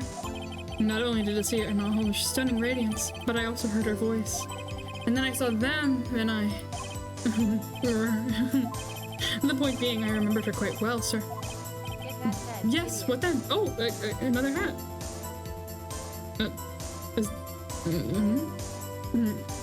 I heard the... I guess it gave me the same hat? I heard the sound just now. I heard the get hatted idiot, but it's still the same Yarpy. So I guess you somehow just got the same hat. I guess? I really... You know? I'm really not gonna question it. I'm really... Yes, what then? She asked for a nice coffee to be brought to her at 9 on the dot, sir. Brought it to her precisely the requested time, of course. And I delivered the iced coffee to our guest, Miss May herself. Did you? You are sure it was Miss May herself? Absolutely, sir. Absolutely? Yes, sir. As in, so very absolutely, sir. It's an endearing mannerism of mine. How come you're so very certain? Well, when I brought the room service, sir. What are the chances of getting the same exact hat in a row? I don't know. There's like 15 hats, so it's a 1 in 15 chance. So it's not that crazy, but it is definitely like... The guest, sir, favored me with an embracer, sir. Embracer? Is that French for embrace? It's French for kiss, sir, but not a French kiss, sir. More of a peck on the cheek. Why would she have done that? I believe perhaps she was momentarily swayed by my prim demeanor, sir. That is so funny, foiled. It was a moment I shall never ever forget, sir. Sounds pretty fishy to me. I think our Miss May was up to something and wanted the bellboy to remember her. It's no good. There's nothing here. Is that it? This is... Tisk tisk. Finally, you understand. This bellboy has absolutely no reason to lie. Now, if you have any decency, you will end this rather tedious cross-examination here. It was a little tedious. The witness may leave the stand. I can't let this happen, can I? Protest! Protest! Protest! Protest! Wait! Please wait! Yes? Does the defense have something to add? One last question. Let me ask one last question. Your Honor, I must object. This charade of justice has gone on long enough. Now, Mr. Edgeworth. All right, Mr. Wright. I'll give you one more question. That's all. Okay. This is really it now. This is my last chance. What do I ask him about?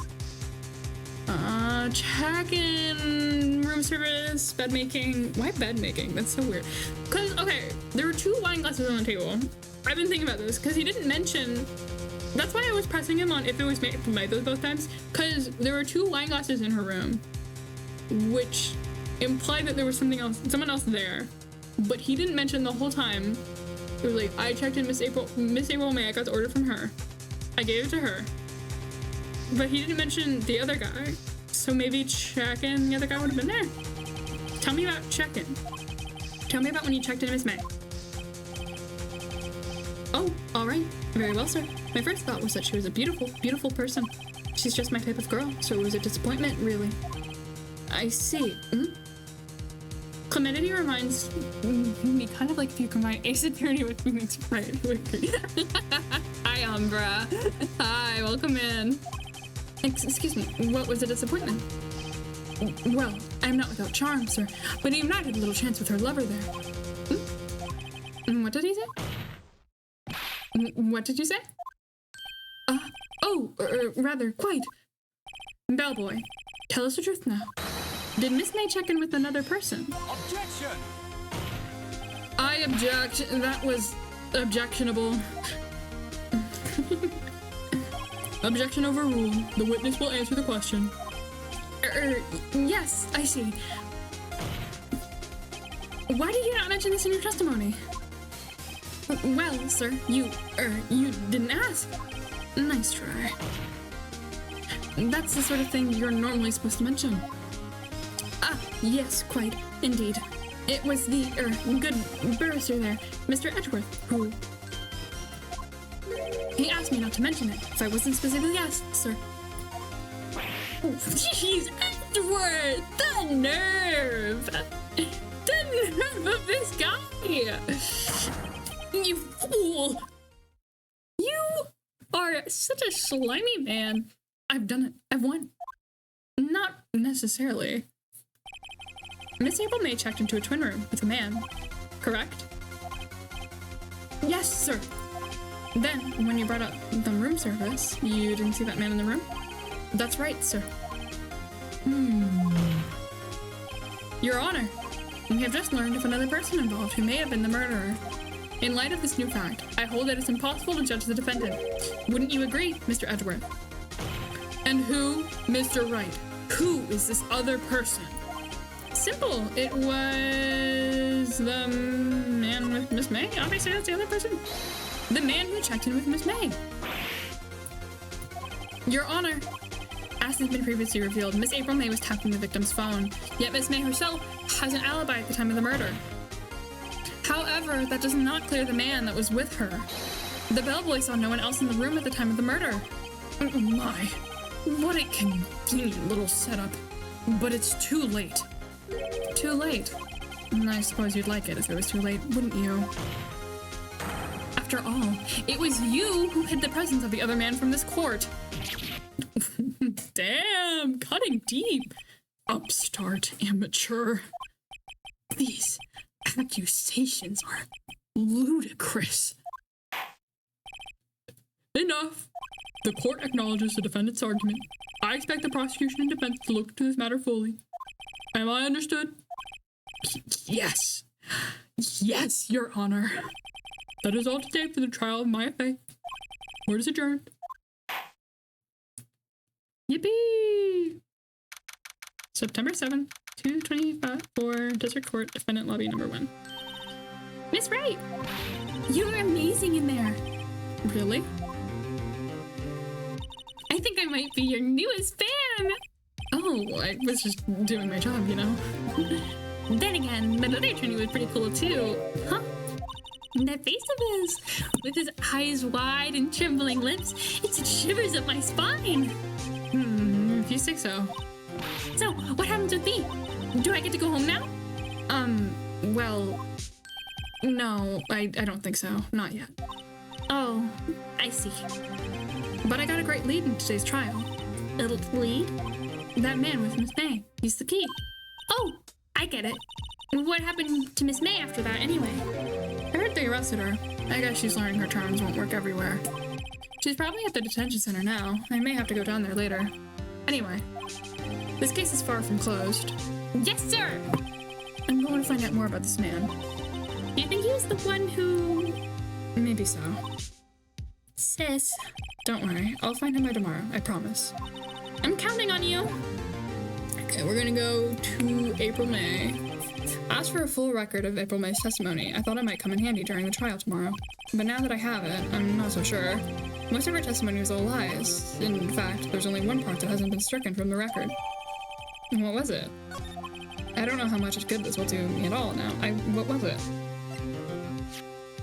The victim dodged an attack, then ran to the right, but okay. So just that she ran to the, that was the only thing that wasn't a lie, Jesus. Anyway, time to hit the pavement and do some investigating. Maya doesn't belong in the detention center, and it's up to me to set her free. To be continued. Ooh, I've been streaming for 2 hours already. We'll finish this case, and when we're finished with this case, we'll be done for the night. It shouldn't be too much longer. And here we are. Well, hello! I didn't expect anyone to visit me in such a dang place as this. It's really quite moving. Not you stinking lawyer! I hope you die! Have you come to laugh? Yes, laugh at the fallen Miss May! No, not really. There's something I wanted to ask. Unfortunately, there's nothing I want to be asked. Haven't you done enough questioning, you spiky head? Here we go again. Please, you're scaring the security guard. So, what is it you're asking me then, For starters, how did you get to be so totally whacked? Talk. I love conversation. Thanks. That man. About the man who stayed with you in your hotel room. Can you tell me about him? Where is he? Come on. No way, Jose. Maybe if I had something to get her to talk. Okay. The wiretap. Why did you place a wiretap on me as phone? Aw, when you say it like that, it sounds so cold. So criminal. Tapping people's phone is a crime, Miss May. Oh, and I suppose you learned that in lawyer school, Creep! This woman is impossible to talk to. Your attitude. Say, why are you so angry? I mean, you don't look like a bad person. Ooh, that does it! Bottom-feeding, scum-sucking lawyer! Bottom? What? Why is it that he stuck to bottom of that? Not scum-sucking? That was pretty bad. I can't tell. Does she have a thing against lawyers? Or just against me? Okay. I need to have something against her. Do I have anything? Not really. I have to wiretap, but she already got arrested for that, so I guess I'll go to bank offices? I don't really know. Is there anything even here? Looks like forensics is taking the day off today. Detective Gumshoe's nowhere in sight. Police really gave this place a working over. I doubt there are any valuable clues left. Okay. Suppose it can't hurt to take a look around, though. Examine. Doesn't really look like there's anything. I'm gonna be honest. I don't think there's anything. Like if he said there was nothing, then I don't think there's anything. Let's go to the hotel. We can talk to the bellboy. Maybe he'll have something to say about the guy. Ah, welcome, sir. Quite the performance today, if I dare say so myself. Oh, thanks. Sorry for putting you on the spot like that. No, not at all, sir. Your efforts today can only help the Gatewaters rep, as they say. Huh? Rep? Yes, our reputation will swell as the hotel where the murderer used a wiretap. We can charge a premium for the room, of course. It will be great for the business, sir. Whoa, Miss May hasn't been charged with murder. I, too, will become famous. The bellboy who brought the murderer iced coffee. Why do I feel like we're both stuck in the same bad dream? So, you are our honored guest. Please let me know if there's anything I can bring you. Tell me about the guy in his hotel room, please. In her hotel room, sorry. I wanted to ask you about the man who was with Miss May. Ah, yes. He struck me as a real lady killer, if you'll pardon the expression. I knew it from the moment I saw him, sir. He and I are the same ilk. We both carry the scent of danger. There we are in total agreement, Mr. Psycho Bellboy. If you had a photo of that man, I'm quite sure I could identify him. A photo? I don't have a photo. Miss May. About Miss May. Oh, her? Sir, not to boast, but I knew the moment I saw her. She'd do it. I said, do what? I'm starting to think the most suspicious person here is this guy. The hotel. Maybe. I don't really think. You tell me about this hotel? Absolutely. And on that subject, I have an excellent idea, sir. Currently, this hotel is known as the Gatewater. I propose that we add a subtitle. A subtitle? The Gatewater Hotel, Murder Manor. Well, what do you think? Sounds great. Whatever floats your teeth at. Okay, so if I have a picture, I can give him something, but I don't have a picture. This is my only other option. Oh, there's the photo. The painting's gone. His painting. Huh. Looks like Gosperger's out today. Again. Maybe he's avoiding me for some reason? Why did you not mention the fact that the painting's gone? The painting is gone. Wait a second. Wasn't there a giant painting hanging on that wall? You can literally see the outline of where it was. What? Sunflowers? Wasn't it? Wasn't a very memorable painting anyhow. It was like, I remember it was like warm and there was a guy and there was like, what's this old photos? There are two lying here. Something's been written on pencil in the back. DL6 incident, Exhibit A. DL6 incident, Exhibit B. Let's take a look at these. Look at this one. I'm sure I've seen this person somewhere. Oh, is that Mia's and Maya's mom? It kind of, I don't know if I'm just like, I'm on a limb here though, but it kind of looks like it could be her. They have the same hair color. The photo lies on the, oh my goodness. Maybe I should switch it with the one I took. Yeah. In that cutscene of the murder, there was a guy with a pink suit. So I'll take that one. Move. And he said he could identify a photo of the murderer. And plus it was a man who was it, not a woman. So could you please tell me if this guy was the other guy? Take a look at this photo. That's him, detective. I'm the lawyer. Oh, I know that. I just wanted to say detective once. You know how it is. No, I don't. Without a doubt, that is the man who checked in. Miss April May. How about I write an affidavit swearing that it's him? An affidavit? This guy's way too excited about this. Yeah, please have you write it. Please, I need to present in court. Well, sure, why not? Yes. I've always wanted to write an affidavit, sir.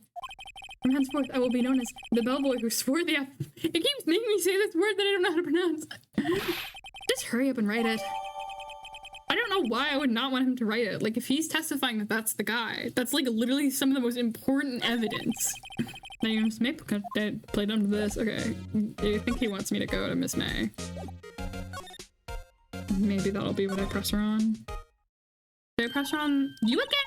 Can't you take a hit and stay gone? Hey, the only reason I'm back here is because you won't talk to me. Oh, so it's my fault now? You don't just have spiky hair, you also have a spiky heart. That does it. When this case is done, I'm shaving my head. Do I present the picture or do I prevent this of him swearing that it was him? This? Could you have a look at this? What's that? The bellboy's affidavit. It tells us everything he saw. Such as the man you checked in with, who is most definitely this guy. Now I'm getting somewhere. Pressure. This is it, all or nothing. Time to do a little bluff. No use playing dumb, if indeed it doesn't act.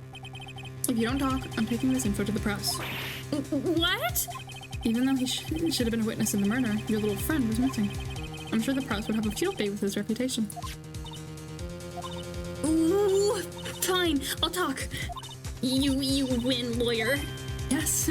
Man, that felt good. It's great to be alive. Why are you pumping your fist in the air? Why is he doing that? Oh, No, tell me about the man you were with. Phoenix, why were you doing that? Batman, he's my boss. Red White, the president of the information gathering conglomerate, Blue Corp.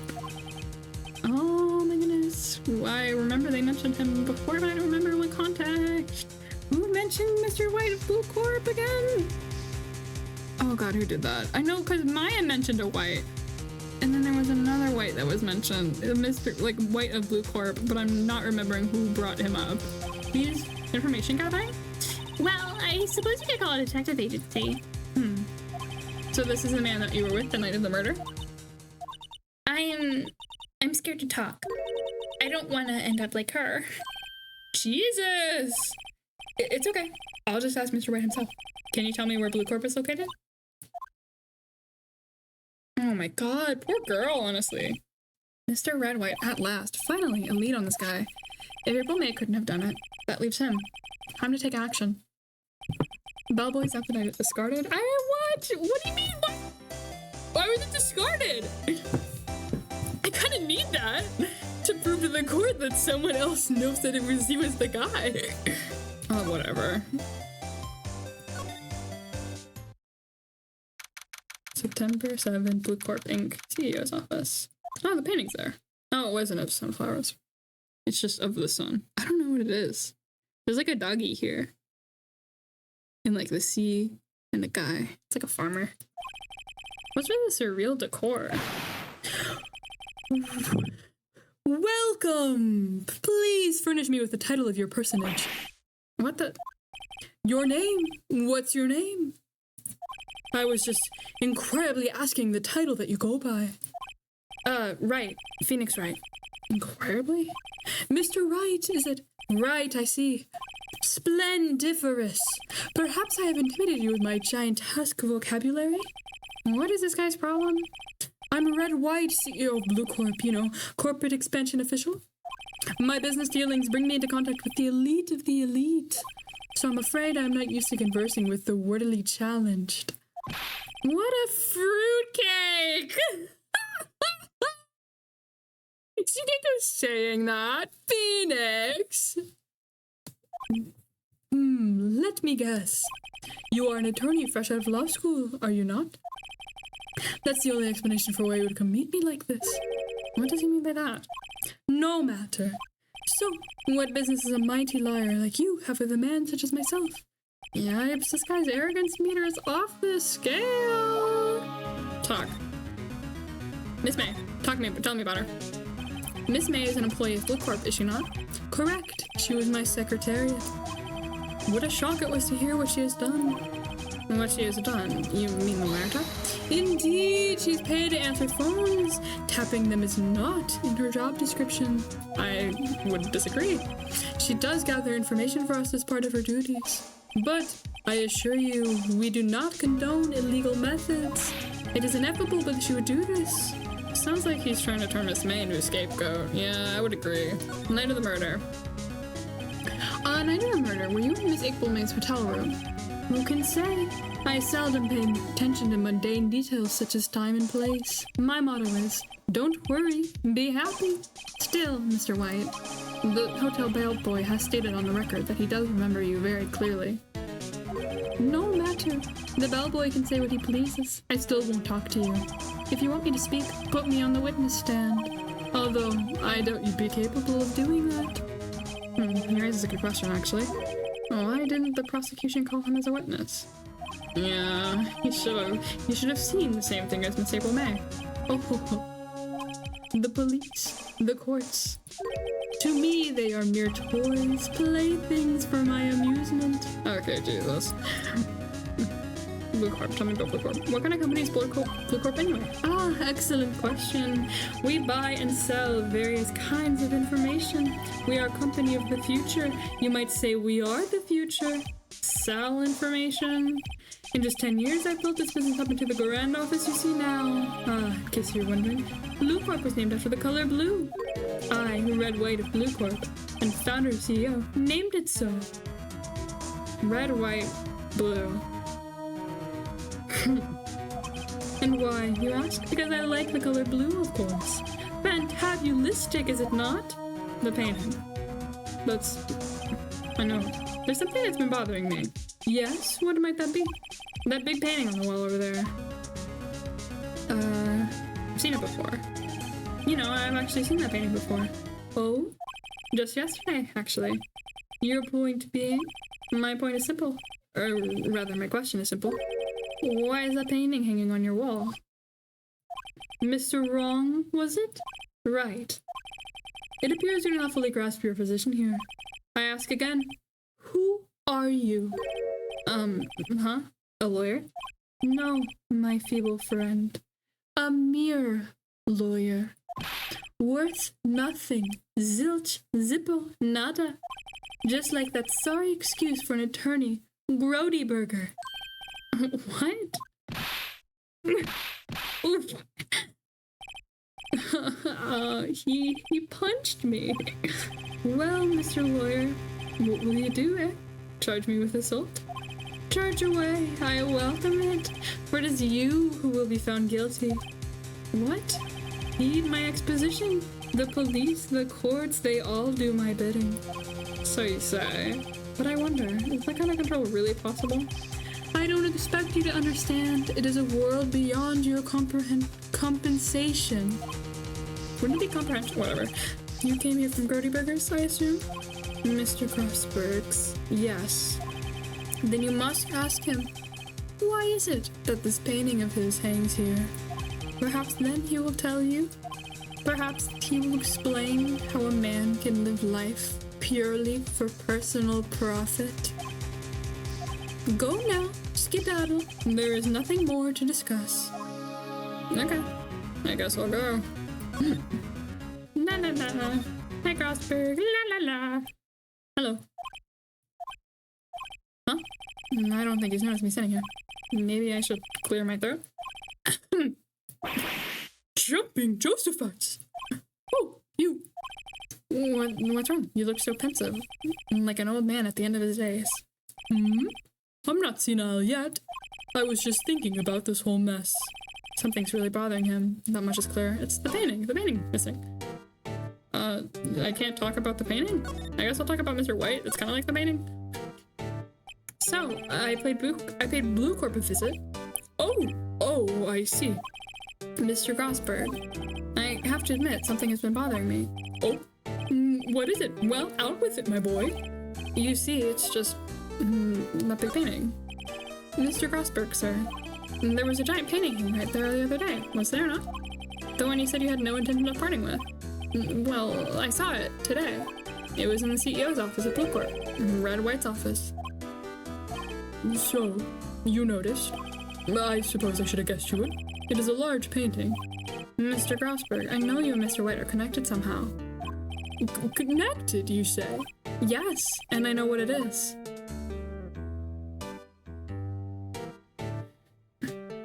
Your lovers. He's giving you information? You're his client, aren't you? He's giving you information. What's that now?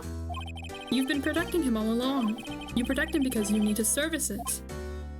You gave him that painting in exchange for some valuable information, didn't you? Utterly ridiculous. Me, his client, I would never willingly deal with that man. Never. Huh? Did I get it wrong?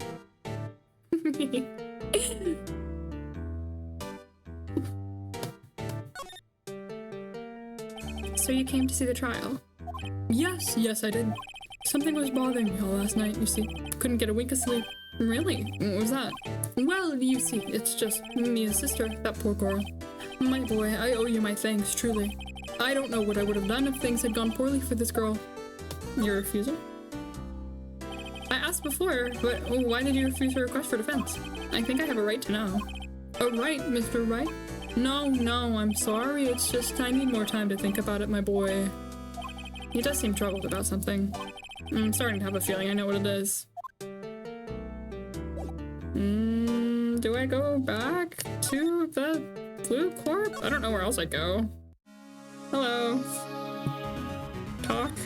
Do I have any talking options? No. What do?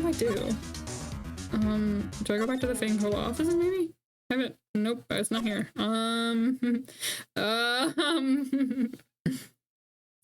It said I got it wrong. Maybe I have to get the right option?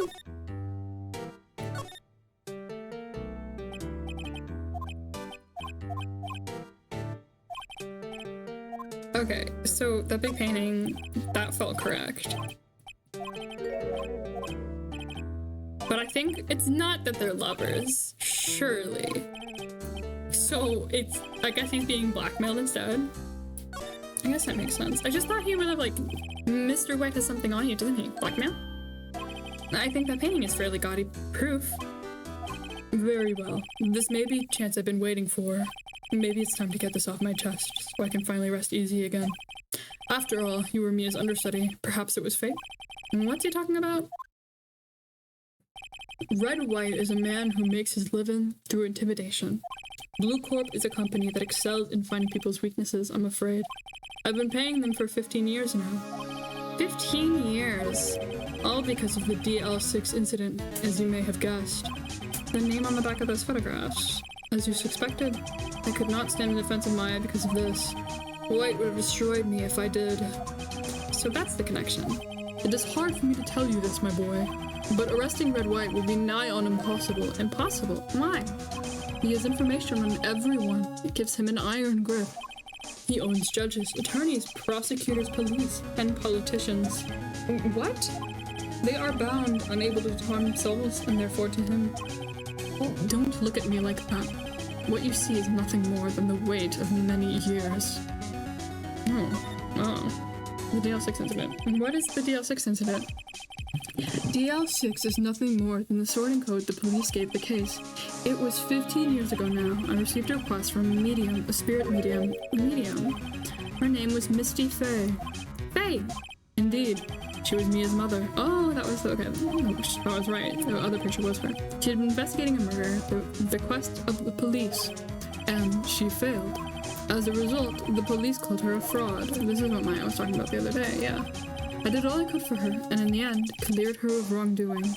That murder case, however, remains unsolved to this day. That case is the DL6 incident.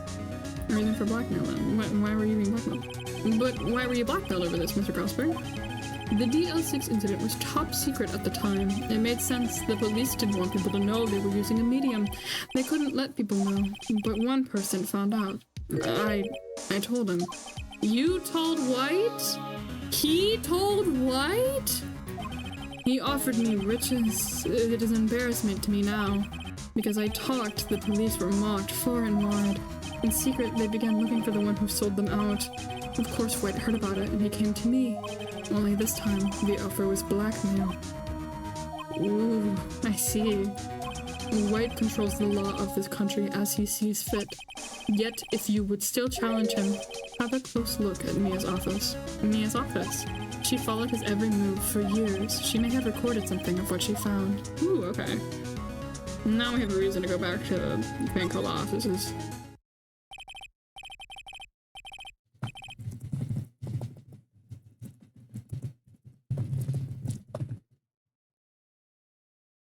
It's funny, looking at this room, it seems so normal. Hard to imagine a murder took place here. Mr. Grossberg said there would be some clues. Maybe I should have another look.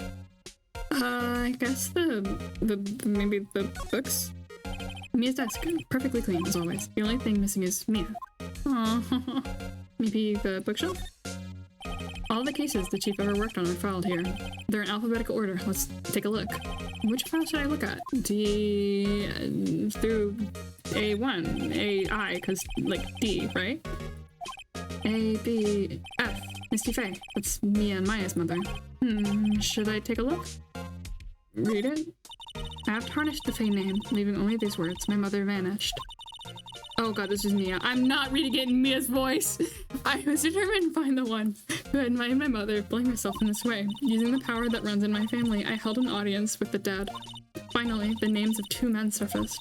One was Marvin Grossberg, a lawyer who sold my mother's information for riches. The other was the man who sold that information to the press. This parasite who makes his fortune on threats and coercion. His name is... the record stops there. So Mia knew Grossberg. Okay. I think I just have to keep examining this. Maybe J through S now? Let's see, J through S, nothing much in here. Maybe I'll just skim through this? Yeah, skim, why not? Tie, well, no harm in flipping through a bit, I guess. Two biggest parts here and an S. Suicide, ew. She has a collection of suicide reports. There's politicians, policemen. And there's writing on most of these in pencil. White? This is Mia's handwriting. Wait, I get it. Mia thought that he was involved in these suicides. White drove them all to... Oh my god. I can use these newspaper clippings. Let's find the most disturbing one. Jesus. Dabba dabba dabba. Do I need anything else?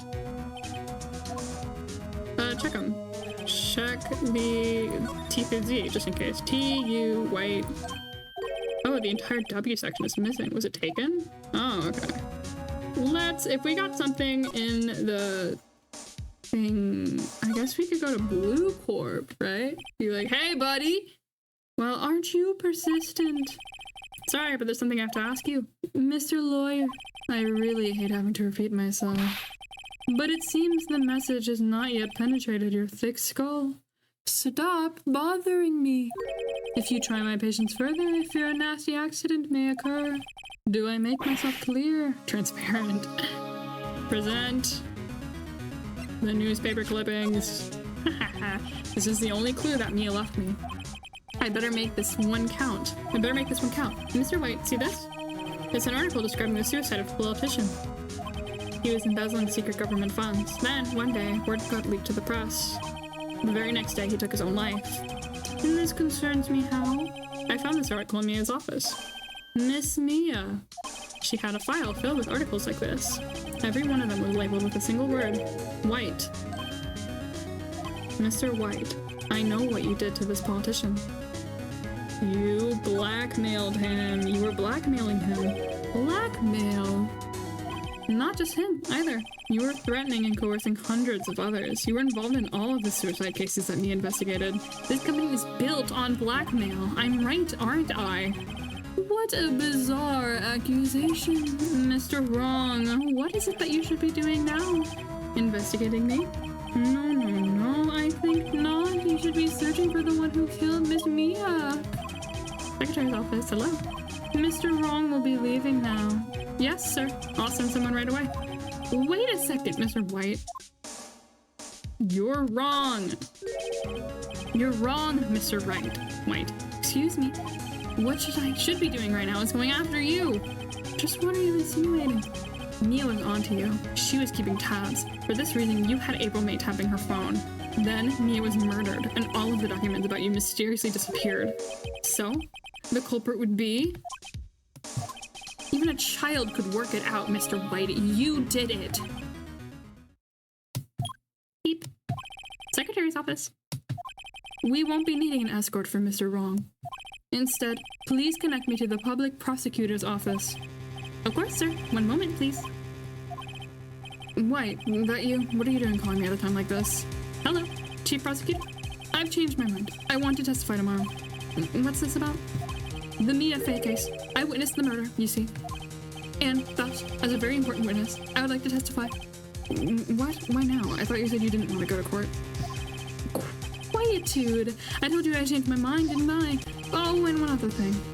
Send the police over here right away. The man is standing right in front of me. He looks dazed, but could be violent. What? What man? Are you even listening? The executioner, the hatchet man, the liquidator, the killer man. What?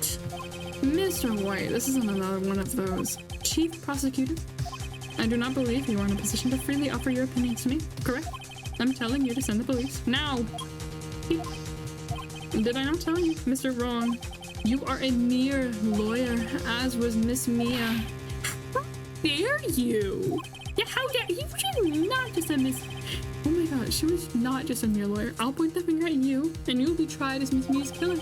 The case is as good as settled. No lawyer of any worth will defend you. I have friends in the local lawyers association, you see. You'll be given a lawyer so stupendously inept that they'll make even you look competent. I feel faint. Detective Gumshoe reporting, sir. Oh, butts! Hairy butts! Right, actually. Phoenix Wright. And my friend's name is Larry. Oh, right. Sorry, pal. This fucking guy, literally this guy. Butts was that murderer, right? No, he wasn't. Detective Gumshoe. I present to you the man who killed Miss Mia Fey. What? Take this despicable human being into custody. Farewell, Mr. Wrong. Oh my god.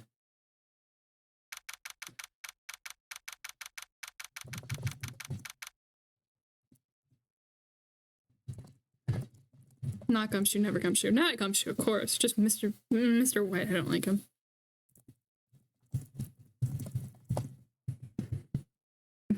I can't believe it's only been a day since the first trial. My trial begins tomorrow, and White's going to set a trap for me. And the prosecution will be on it, of course.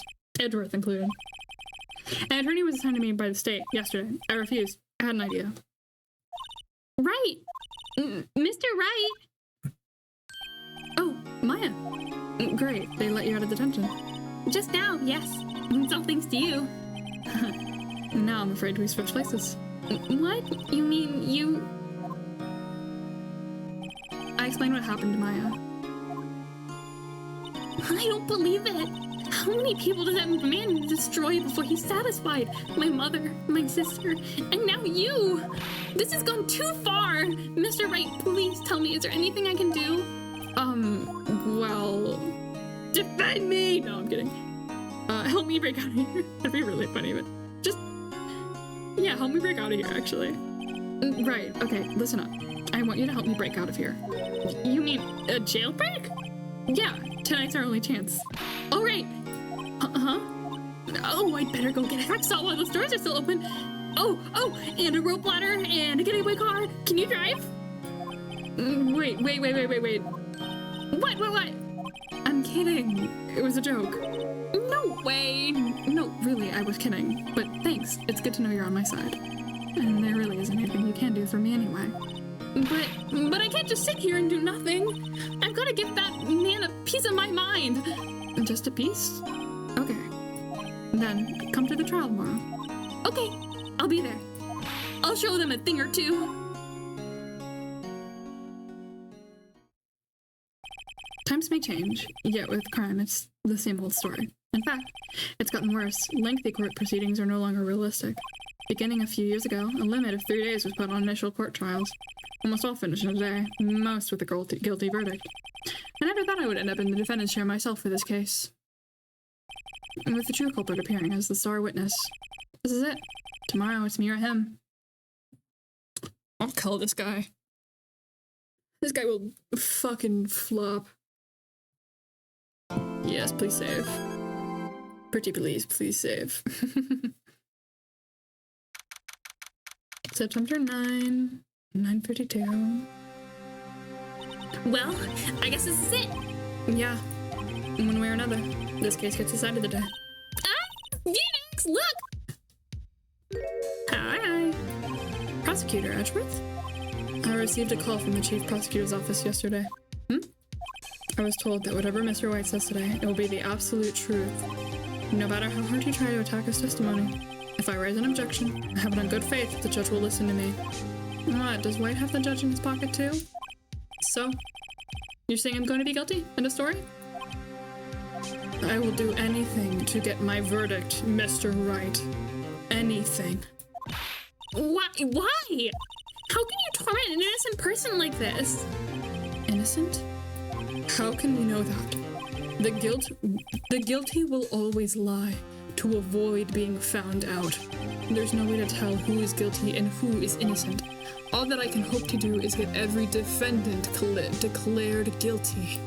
So I make that my policy. Edgeworth, you've changed. Phoenix, you know him? Don't expect any special treatment, Phoenix Wright. They were ex-boyfriends. Phoenix? Well, court will be starting soon. What? But wait! Your defense attorney isn't even here yet. They're not. I'll be defending myself. What? Okay, let's do this. He's just so nonchalant about it. Yeah, I'm defending myself. Let's fucking go, girl. Let's go, girl!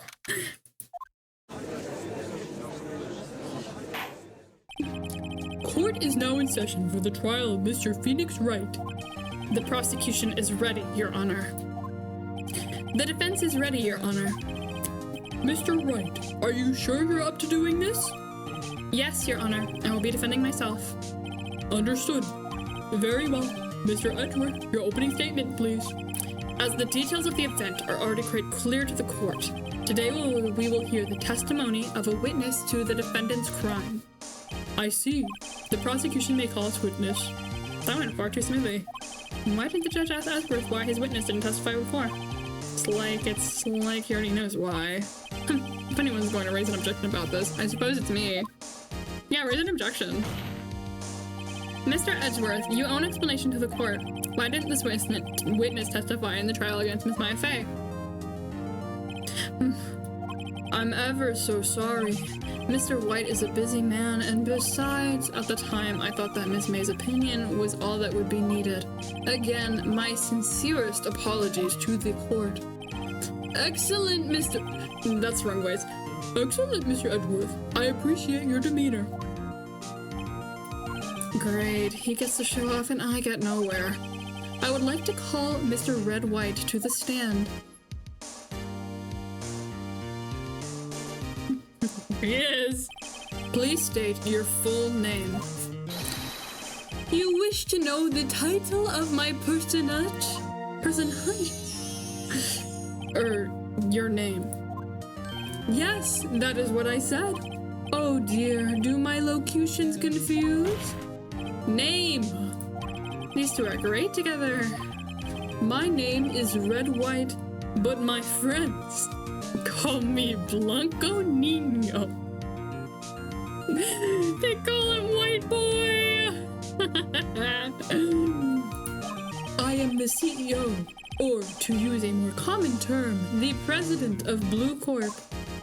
Did you know the victim, Miss Mia Fey? That would be negatory. No, I did not. You were at the Gatewater Hotel the night of the murder? Correct. And you witnessed the murder from there? Why tell you what you already know? Very well, Mr. White. You may begin your testimony. I can't rip this guy's testimony apart. I'm fucking done for. Why do I always feel like it's the end of the world and I'm the last man standing? Ho, ho, ho. He's shining, he's sparkling. I hope you have made your peace with God, Mr. Lawyer. Oh my God. Jesus. Let him have it, Phoenix. Yeah, literally, I'm gonna tear this guy apart.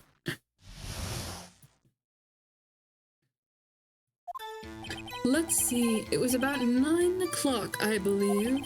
I was quietly that's reading to you, some papers by the window. Then I heard a bedlam coming from outside. Surprised, I turned to look at the building across the way. It was then I saw him, a spiky-haired man attacking a woman with long hair. Needless to say, that man was none other than you, Mr. Lawyer. I called Miss May over at once. She, too, was flabbergasted, of course. The victim, she ran away, but you gave chase. Finally, there was a terrible impaction. Then it was all over.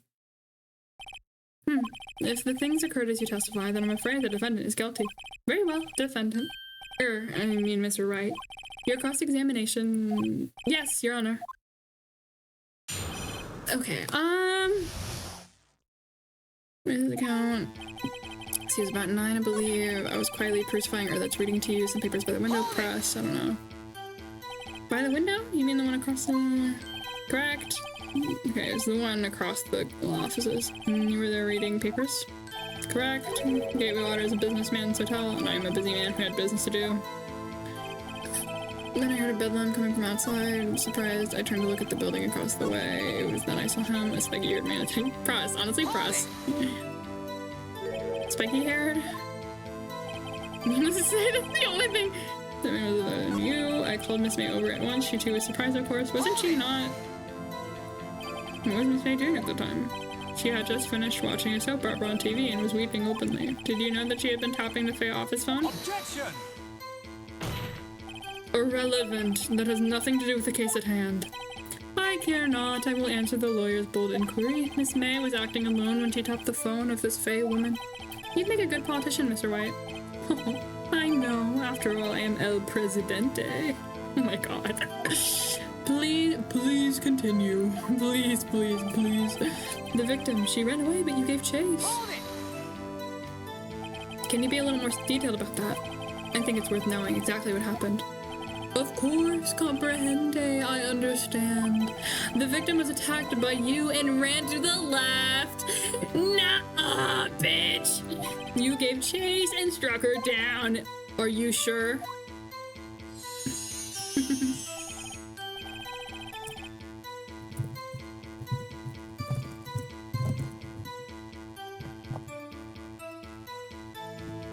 As you know, I am always abso-positively perfect.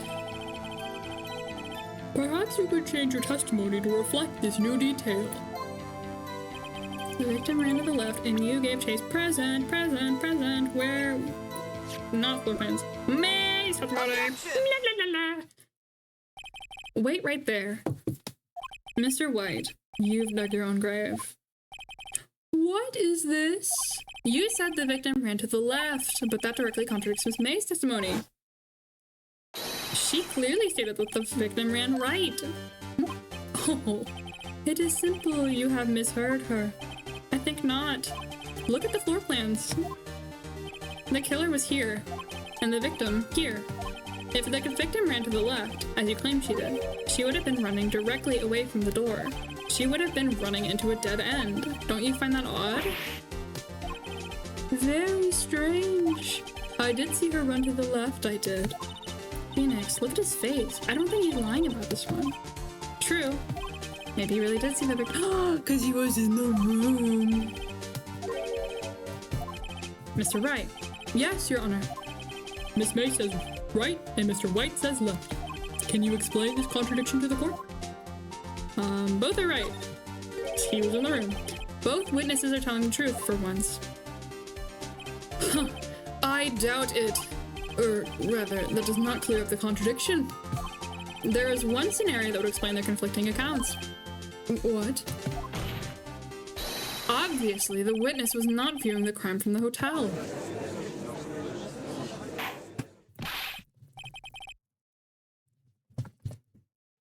Mr. Wright, what do you mean? Yes, what do you mean he was not viewing the crime from the hotel? If he was not in the hotel, where could he have been?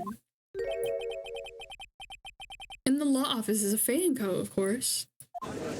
Damn. More specifically, he was standing here. I'm sure the court where Mr. White was standing. Right there, where the killer is standing. Take that!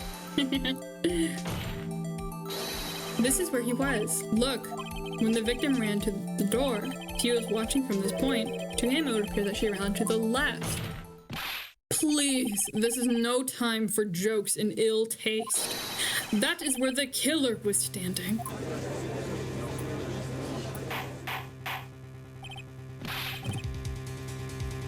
Wait, my girlfriend's texting me. Sorry, 1 second. Sorry.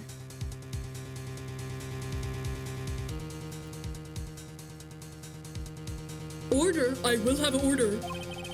Anyone disturbing the order of this court will be held in contempt. Mr. Wright, what are you suggesting?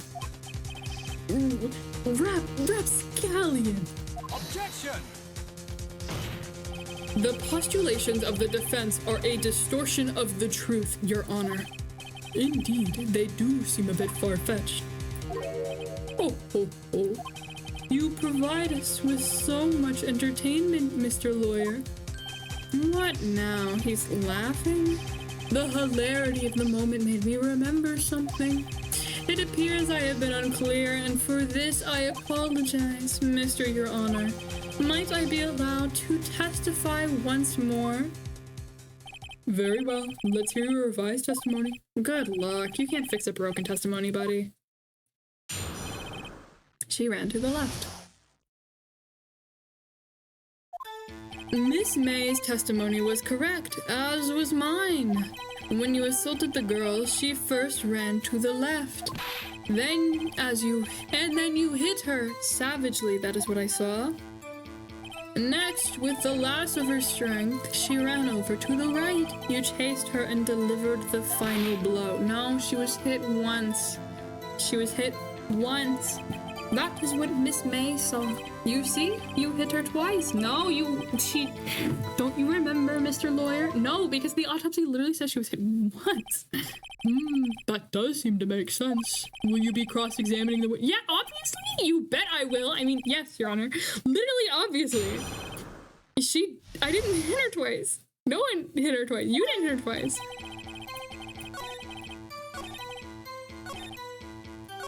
You chased her, present the autopsy. Objection! That doesn't make any sense.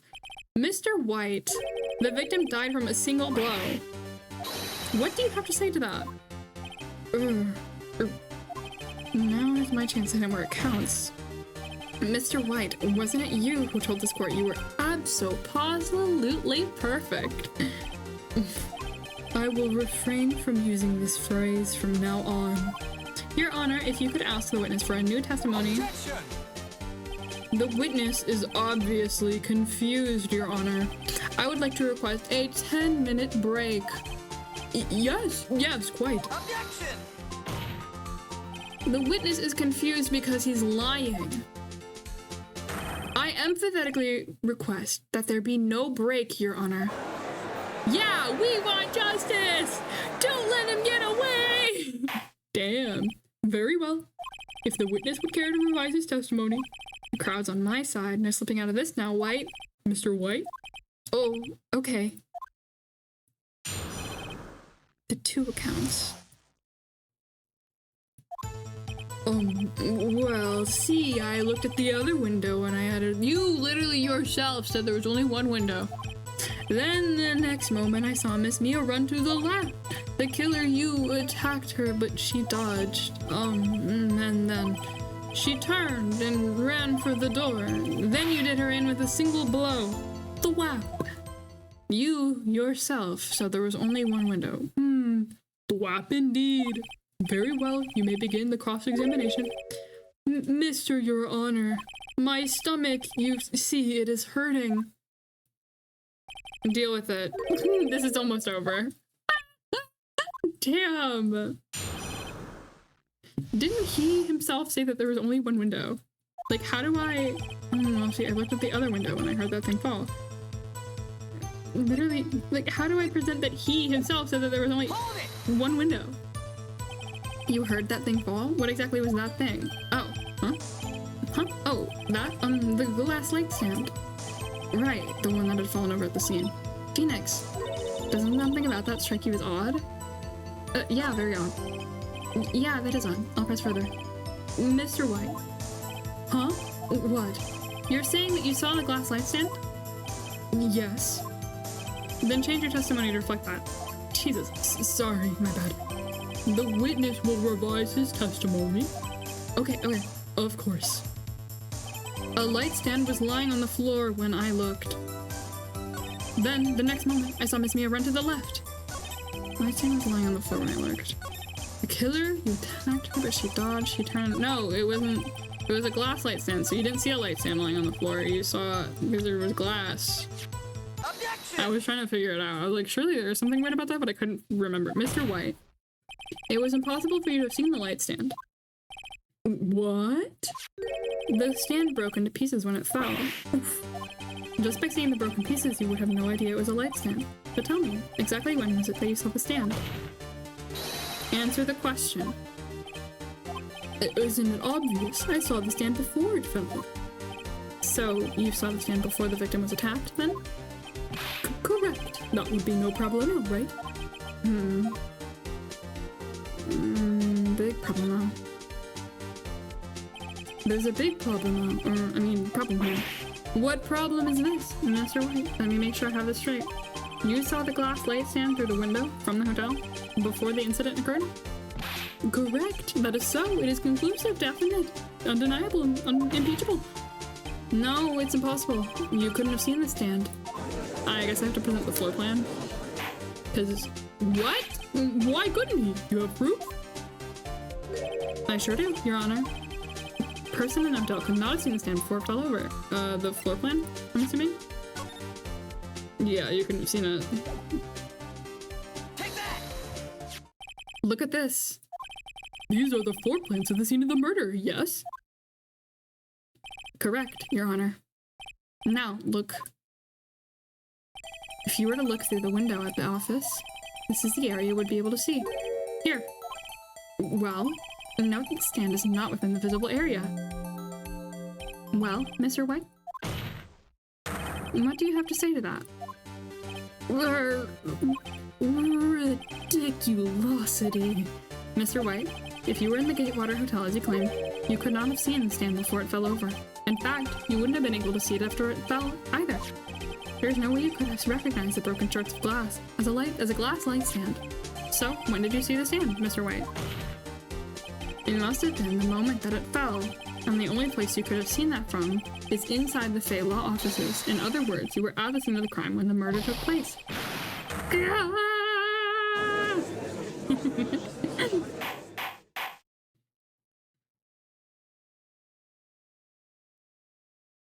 Mr. White? Mr. White. You did it, didn't you? Mr. Your Honor, I miss Mia. Looks like we're about to get our verdict. Objection! Oh my god, fucking Edgeworth. That's far enough, Phoenix Wright. What? I forgot about Edgeworth. Mr. White. I think the time has come. Shouldn't you confess your crime now, What? I said you should confess your crime, ergo. Confess that you placed the wiretap. Oh my god, the wiretap. Oh my god. Order! Order! Mr. Edgeworth, explain to the court what you mean by this. Distinguished members of the court, Mr. White is slightly confused. Allow me to explain. I really don't like the way this is headed. As you know, Mr. White is the CEO of Blue Corp. He ordered his secretary, Miss April May, to tap the law offices of Miss Fay. What does that have to do? Your Honor, the question is, when was the wiretap placed in the office, and by who? No, you wouldn't, Mr. White. In order to place the wiretap, you entered Miss Fay's office. Am I correct? Correct! You are most correct, Miles. Give me a break. Yes, in order to place the wiretap, I breached the Fay & Co. law offices. That is when I saw that accursed light stand. Oh my god. You gotta be kidding me. Now I'm confused. Please explain to the court what all this means, Mr. Edgeworth. Gladly, Your Honor. Mr. Phoenix Wright has made his position quite clear. He has determined that Mr. White knew the glass stand was in the office. He has shown that there was only one time Mr. White could have seen the stand, at the very moment of the murder. Thus, Mr. Wright would like you to believe that Mr. White was the murderer. I see. However, it is a fact that Mr. White had been to the office well before the murder took place, when he went to place the wiretap. He could have seen the glass light stand then.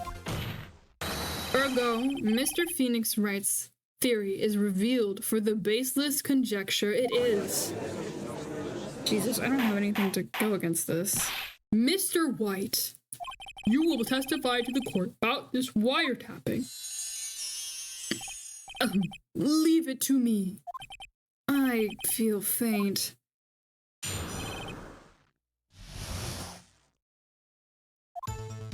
It was the beginning of September, the week before the murder. I had entered the Fay & Co. law offices. Of course, I had done so to place the wiretap. That is when I saw this glass light stand. So, you saw the stand before the night of the incident, and this is how you were able to identify what had fallen over, by the sound. Correct, that is right. I see. Very well, Mr. Wright. You may cross-examine. What am I supposed to do now? Good luck, Phoenix. What do I do? I guess I'll press him on everything. Press! Press! Hold it! How do you know? Do you have proof? Objection! Miss April May knew the details of the Miss Face phone conversation. This proves that the wiretap was placed before the murder. Huh, right. I'd entered a Fanco office. Was it really you that went to the office? Or was it Miss May? Objection! Unidentified fingerprints several days old were found in the Fancola offices. Those were obviously Mr. White's. They were unidentified, and if I know Edgeworth, he's already run a check on those prints. Now, Mr. White, tell us why you went to the Fancola offices. Of course, I attempted to place a wiretap. Had you? Had you? Why did you tap me his phone? Objection! This has no bearing on the current case, Your Honor. Blue Corp is a detective agency of sorts. We have a responsibility to protect client confidentiality. That is when I saw this glass light stand. Hold it! Why did you notice something as innocuous as a light stand? The light stand was made entirely out of glass. It was quite stylish, so I guess it made a lasting impression on me. Such a beauteous thing deserves attention, does it not?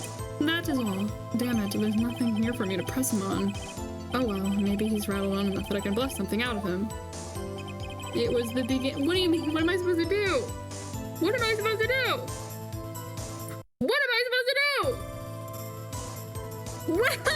This is a genuine question. What am I supposed to do?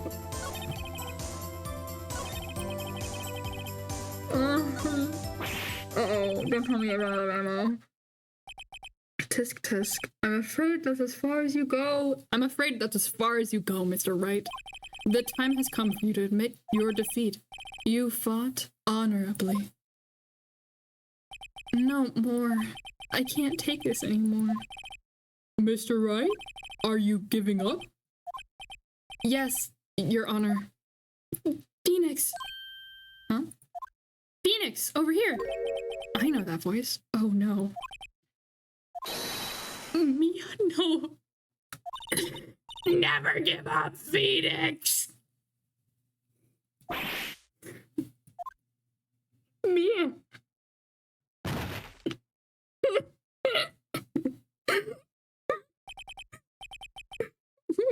Your voice out. Where am I? Yeah, I'm about to have the waiting lobby? What happened? Oh, right.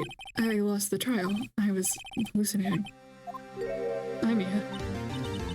Ah, you're finally awake!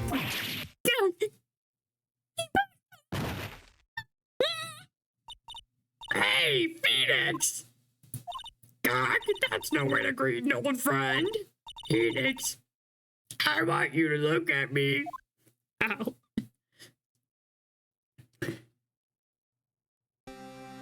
Put her boobs away, please. You're Maya? Didn't you know the Fey women have strong psychic powers? When you accepted your defeat in court, it appears that was enough of a shock to awaken Maya's true powers. So, Maya's channeling you, Mia? That's right, I am Maya, but I am also Mia. Now, I want you to listen to me, Phoenix. Maya never gave up. You can't either. That's what I came here to tell you. But, We don't have much time, Phoenix. Now listen. You've already won. Huh? You have that receipt in the court record, right? Oh, yeah, the one you wrote Maya on? Phoenix, White wrote that, not me. So what do I do with it? Look at the front of the receipt. The front. It's a regular receipt. Looks like it's from a famous department store. $1,000. Wow, big spender. Item, glass light stand. Date of purchase, September 4. Oh, September 4. That's right, Phoenix. I bought that stand the day before I was killed. Whoa. Now, what did Mr. White say in his testimony?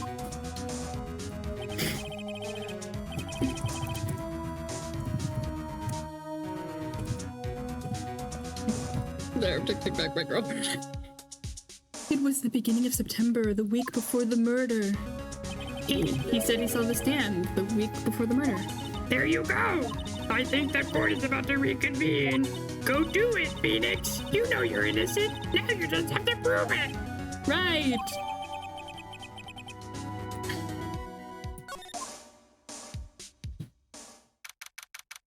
Ugh. My throat. Court will now reconvene for the trial of Mr. Phoenix Wright. Is the defendant... Rather, are you all right, Mr. Wright? Yes, sorry, Your Honor. I'm fine now. Then, let's start where we left off. Your Honor, there is nothing to go back to. The cross-examination of Mr. White is finished. All that is required now is for you to pass judgment on the defendant, Phoenix Wright.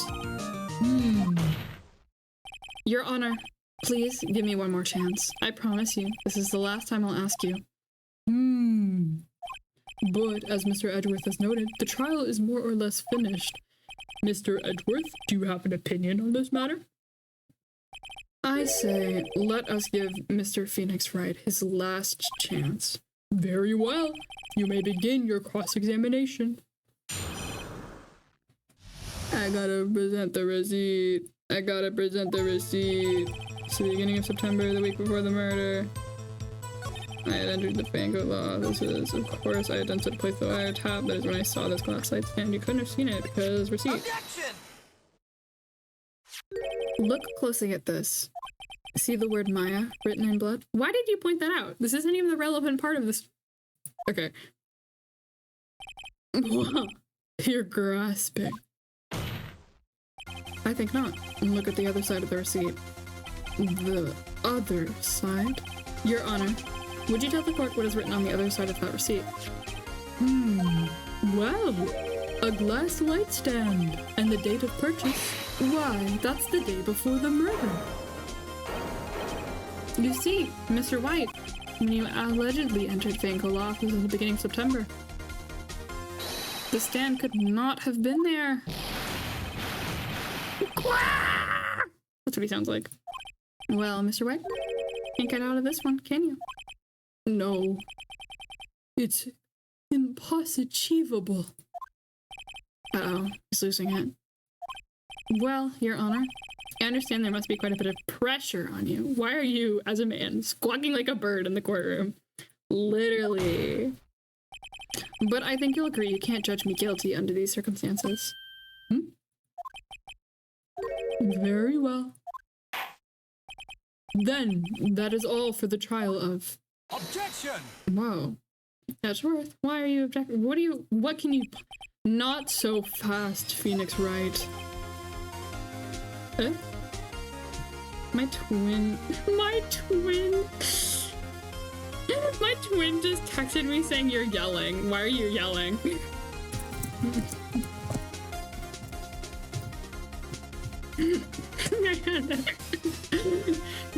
Huh? No way he can worm his way out of this one. Oh wait, I forgot. It's well, why are you yelling, JK? I just was like, sorry, I'm voice acting Phoenix Wright. There's a certain thread of logic to the defendant's claims. However, there is no concrete proof that Phoenix Wright is innocent. Ergo, I would like to request one more day before Phoenix Wright is granted his freedom. I need time to make one more inquiry into this matter. Another inquiry? This isn't going to be another one of those updated autopsy reports. I think this guy just makes up evidence as he pleases. And this is bad. Object. Mr. White's guilt is obvious. There is no need to prolong his trial any further. Well, Mr. Edgeworth? If anyone is going to call Mr. White to trial, it would be me, the prosecution. I need a day to ascertain whether these new claims have any basis in factual evidence. I see. Objection denied. What? This sucks. The completion of the trial of Mr. Phoenix Wright will be postponed until tomorrow. No, there's no telling what will happen if I can't end this now. Edgeworth is sure to come up with or just make up something. And after Mia showed up to help me in all... You're dismissed, Your Honor. May I go home? Of course. Of course. Thank you for your time. The witness will stay. Mia. Phoenix, read this note out loud. Mia? What's this? Okay. Your Honor, if I may. You're quite persistent today. No, that's wrong voice, wrong voice. Sorry. sorry. You're quite persistent today, Mr. White. You bet I am. My life is writing on this one. I have something I would like to read to the court. Take that! Oh my god, it's a list of names. The memo Mia had given me was a list of names. Many of them sounded strangely familiar. People in finance, famous celebrities.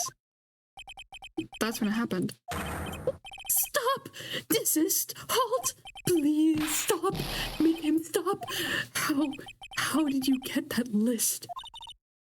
Mr. White, admit your guilt right here, right now, or else this list will be released to the press.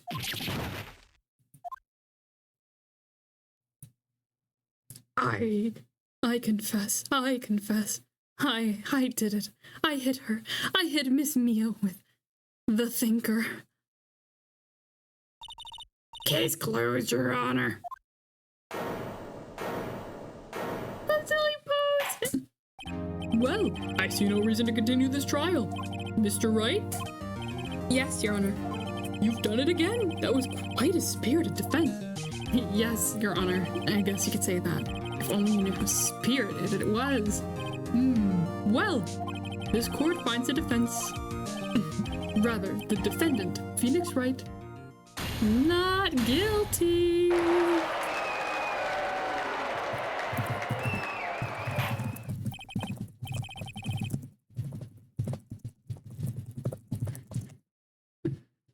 That is all. This court is adjourned. Oh, goodness me. Renee. Well, I never thought I'd be saying this again, but congratulations. You're lucky I was born a fae. You did it. Fuck yes, thank you. I'm lucky I had both you and Maya on my side. I'm glad you made it. Thank you, Phoenix. You risked a lot to help me and Maya. You can tell my voice is giving out. I won't forget it as long as I live. As long as you live? My time here is running out. Huh? Maya's powers are still weak. I can't stay here that long. What? No, there's still so much to say. Don't worry. I'm sure we'll meet again. Chief! I'm not the chief anymore, Phoenix. Can you come to the office tonight? Say 9 o'clock. The office? I'll see you later. Chief, Mia. Jesus.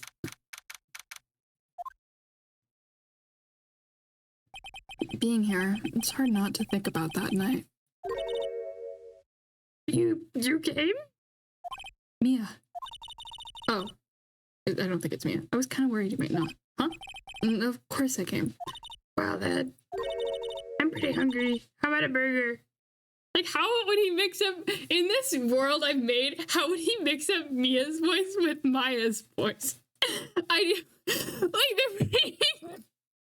pretty starkly different, I feel like. Mia? You should see your face. Mia, what are you talking about? It's me. Auditory hallucination, literally. I didn't read out those lines because I was like, what voice do I read them in? What are you talking about? It's me, Maya. Maya. What? Did I look like my sister? Look like you were her. I might be able to use that. Oh, Phoenix, go to the store and buy me lunch, would you? Maya, why are you here? Because of this. See? Mia wrote me a letter. Take care of Phoenix for me. Take care of, huh? She means the office. This office. Someone has to help with the new Wright & Co. law offices, right? And who better but me, Maya Faye, reporter reporting for duty. Aw, she's so cute. Wait, no, on second thought, let's make this casual. Yo, Nick, Maya here, ready to get down to business. You don't mind me calling you Nick, do you? It's a great name. Mia said that's what your friend Larry calls you. Nick? You know what this means? We're partners. Aw, you know, when I think about it, it is Maya's fault I'm here now. Jesus. But if it wasn't for her, I'd probably be in jail. Right in code law offices. It's got a good ring to it. Yeah. Thanks, Maya. Aww. Good luck, Phoenix. I'll always be here, watching. How kind of her. Right. Okay, Nick, let's do it. Huh? Do what? Maya Faye's literally the slowest girl ever. Literally. Burgers, dummy, burgers. There's a great burger joint just down the street. Come on, time's a wasting. Silly girl disorder. Literally. Okay, wait up. I'm always amazed by the grief. Like, if I was her, I would not even be functioning. I would be lying on the floor of my home. I would not be going out for burgers. Okay, we're gonna be done for the night. Save. We're gonna be finished. We're done. We're done for the night. Thank you all for dropping in, having fun with me. Yeah, my sister just died, but I want burger. Oh my god, I never changed.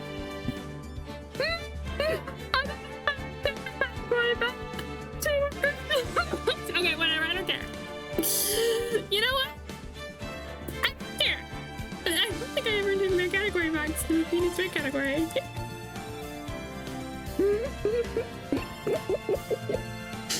Oh, that's really funny. That's really fucking funny. I don't know if I did. I don't think I did, because in my OBS it... Yeah, my sister just died, but I want burger, literally. Oh, well, that's really funny. Oh my god. It's okay. It's fine. We might... I'm really hooked on the story now, so I'll probably play this sometime soon, but I don't know when. I have a lot of college work I need to catch up on. But I had fun. Everyone say your goodbyes now, because of stream delay.